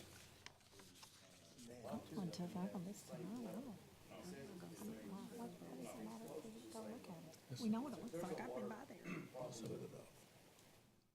Would you come, Mr. Massey, would you come up here, please? Most of the water that is generated from this area, and by the way, there's a daycare there now, so there's already a substantial number of traffic and stuff there. It hasn't been a problem in the mornings or the evenings, for that matter. But the water that's generated from this particular area, most of it, I can tell you, is going to go north and west, because that's just the natural flow of it. The ditch on that side of the street, of Martin Street, I keep it open all the time. Whether the city comes out or not, we make sure that our drainage ditches are open as best that we can. We've tried to clean out Mr. Malbia's, and he would fill it back in. We've done that twice. I don't want there to be a water problem. I'm not trying to be a bad neighbor or a bad developer. I'm just trying to, our footprint goes from Ferris to Salem. We have approximately 175 units in that area. It's a family business. We started in '84, and my dad started with 4 duplexes, put me to work, said, "You're going to manage them." I didn't know I was going to be doing it 33 years later, but I'm still here. And I enjoy it. We like that area because that's where the majority of our properties are. We don't go anywhere else in Conway. That's just it. And it's to our detriment if we don't put sufficient drainage in there, because we're gonna suffer as much or more than them, because we're the only one that actually borders that property. The the duplexes down Martin Street is the only one that borders. He's on the other side of the street. Mr. Pearson is a block away. I didn't even have to notify him for the rezoning. But I still sympathize with Rod. I like Rod. We get along fine. But I'm not here trying to cause problems. If anything, I'll do my best to help them to channel the water somewhere else. Requiring additional stuff on this ain't going to fix the problem. It's just not. Because you can make that a 25-year plane, but if it's going to run into a 10-year plane, it's going to get stopped up just a little further down the street. So, I mean, it's a huge problem that you folks have to deal with. I understand. But I don't think that this property, even though there will be more water generated because of the parking lot and things like that, can't be managed in a way that's equitable for everybody. As I said, I have as much to lose or more than they do. That's really, all I've got to say, unless you have another question for me. Andy, would your mind change at all? I mean, have you been by the property? I mean, I'm willing to start to vote on this tonight from the simple fact that, I mean, I don't know in 2 weeks what's gonna change. I don't know how many or a drains, month, or, how many culverts are there that could be replaced, that might be squashed yeah, down. but we can't make him do that. No, I understand. But we could direct the street department, Yeah, we could have the street But department check it out. but that wouldn't see what. tie into See if here. there's anything that needs to be done before he does construction, starts construction. And I've not heard either one of the people that have spoken tonight. Neither one of them said they're against the MF3. No, Not one. they both said Not that they one. were not, and Not I one. appreciate that. Not a one. And again, I'm not trying to do anything that's gonna cause detriment or harm to them or their property. I'm willing to work with city engineers and do everything within the bounds that I'm capable of doing to help the problem, not hinder it. I don't wanna hinder the problem. That's never been my intention. But to make a living and to improve what we have there is. And that's really my only goal, is just to try to help the area, not hurt it. We've got too much at stake there ourselves. Did you say you hadn't bought the property yet? Now, it's contingent upon the rezoning.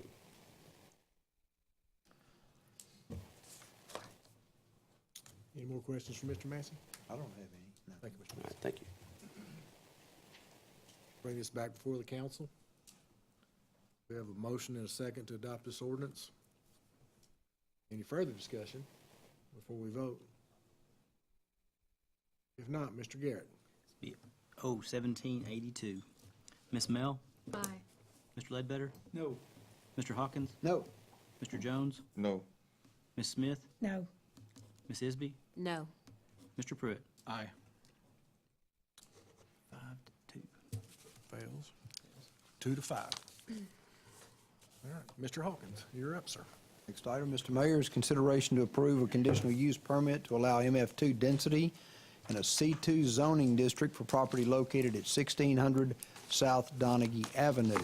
And I'm not sure, Mr. Watson, would you like to come forward on that? My name is Kevin Watson, and I live at 680 Paget Road, represent Watson and Watson Construction with my brother Tom. He's here present with me.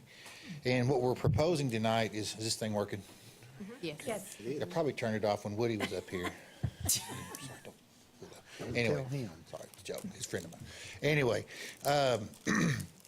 what we're proposing is a conditional use for property that's currently zoned C2. It's located at 1600 South Donaghy.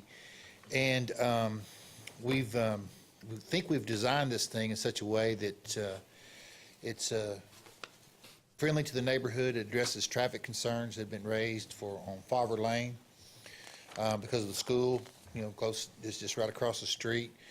There's a roundabout there that helps channel traffic. We've designed in such a way that all the traffic and the parking is internal. So the school and the roundabout will be shielded from the parking lots.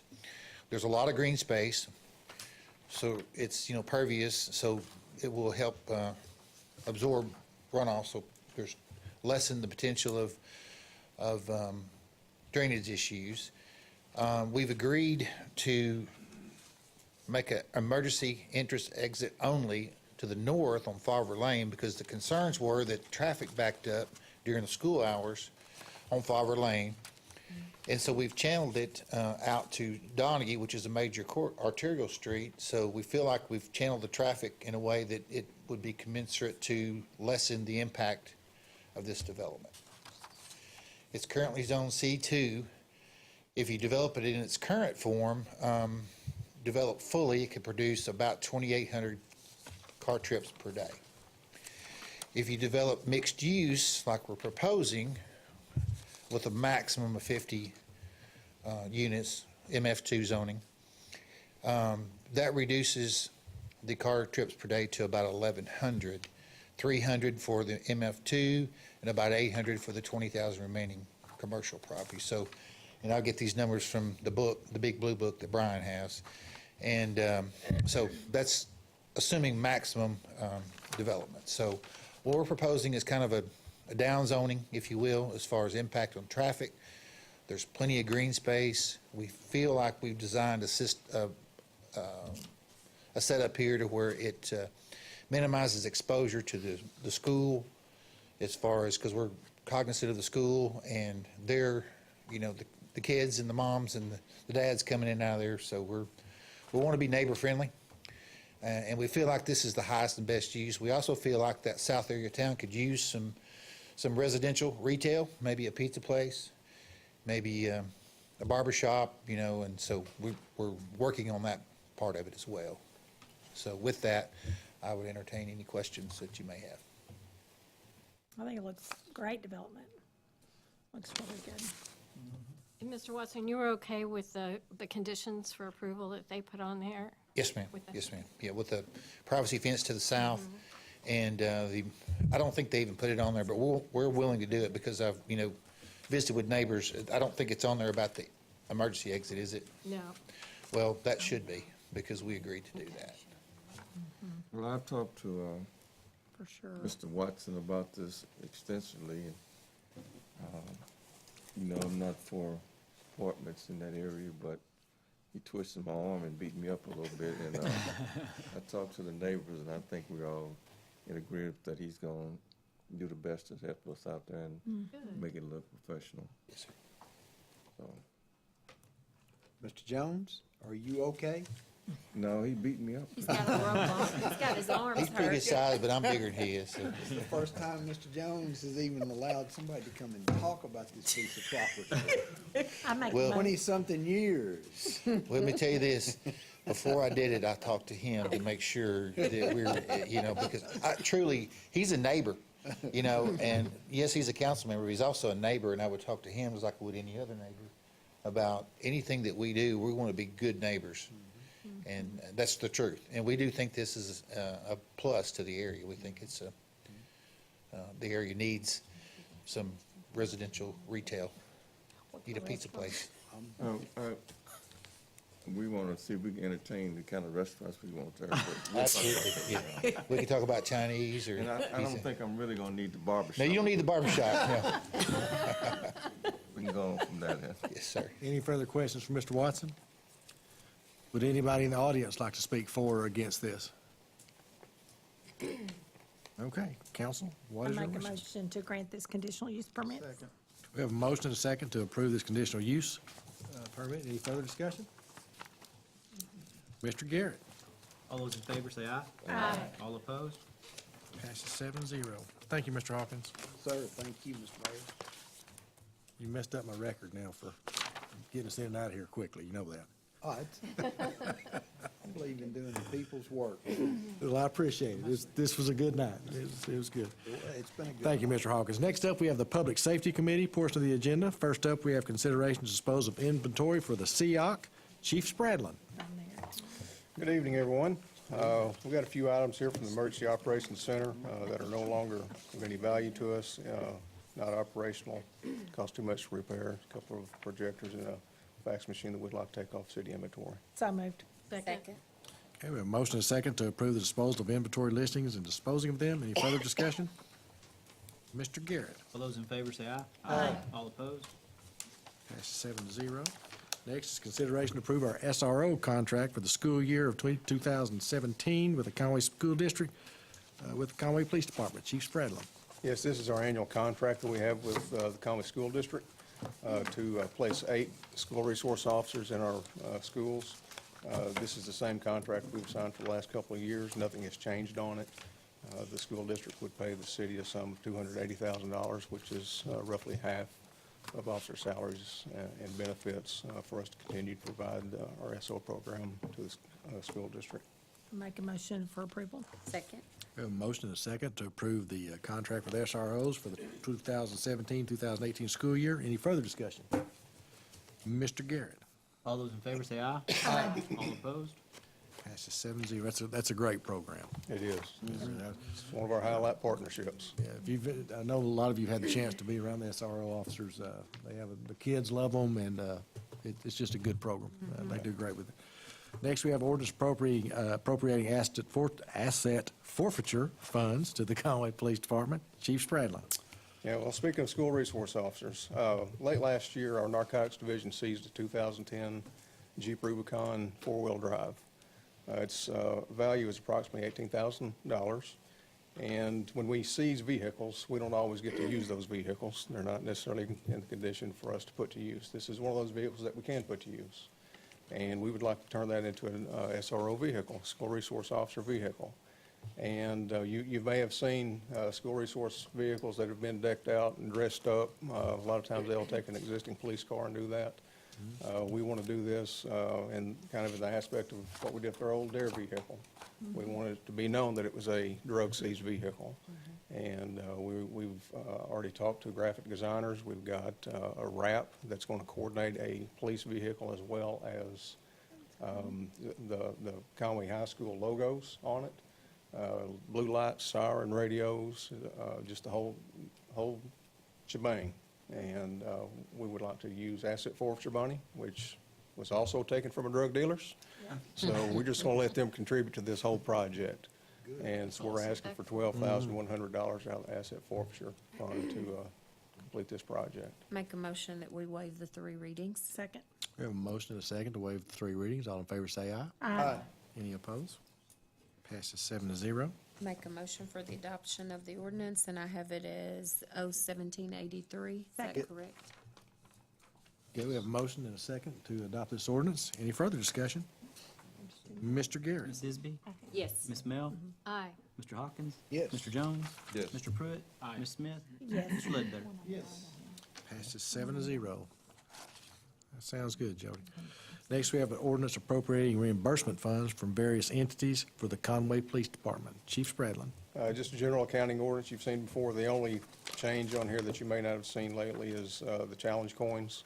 This is something that the city has purchased. Challenge coins are very popular trading with other departments. We sell those also. Our officers will buy those. So that is money that we'd received and we'll put back into the general fund. Make a motion whether we read 3 readings. Second. We have a motion and a second to waive the 3 readings. All in favor say aye. Aye. Any opposed? Passes 7-0. Make a motion for the adoption of the ordinance. Second. 01784. We have a motion and a second to adopt this ordinance. Now, Chief Ledbetter and I have got some fireman coins. I know you've always wanted a fireman's coin. If you want to swap one. All right, bring it, we'll swap them. We have a motion and a second to adopt this ordinance. Any further discussion? Mr. Garrett. Mr. Ledbetter? Yes. Ms. Mel? Aye. Mr. Pruitt? Aye. Mr. Hawkins? Yes. Ms. Smith? Yes. Ms. Isby? Yes. Mr. Jones? Yes. Passes 7-0. That's all we have on the agenda tonight. Remember, we're going to have a committee meeting in 2 weeks to discuss the Phoenix project. And I've got some information I will get out to each of you on that. And I'll visit with each of you too about some of the conversations I've had today, some very interesting things we have going on, exciting things. So with that, I'll take a motion to adjourn. So moved. Second. We're out of here. Did you grant the motion? Had a motion and a second. All in favor say aye. Aye. Now we're out of here. Thank you. Thank you, Theo. Oh, goodness. Hey, Barb, Yes, ma'am. I'm looking forward to the meeting about ideas and deals. Mary, you're in charge of Free food planning. Oh, Lordy, I don't know what I'm gonna do. Trying to pull him down. I see yours slim Slim now. Jim. Yes, you are. Yes, you Oh. These things were a little bit small.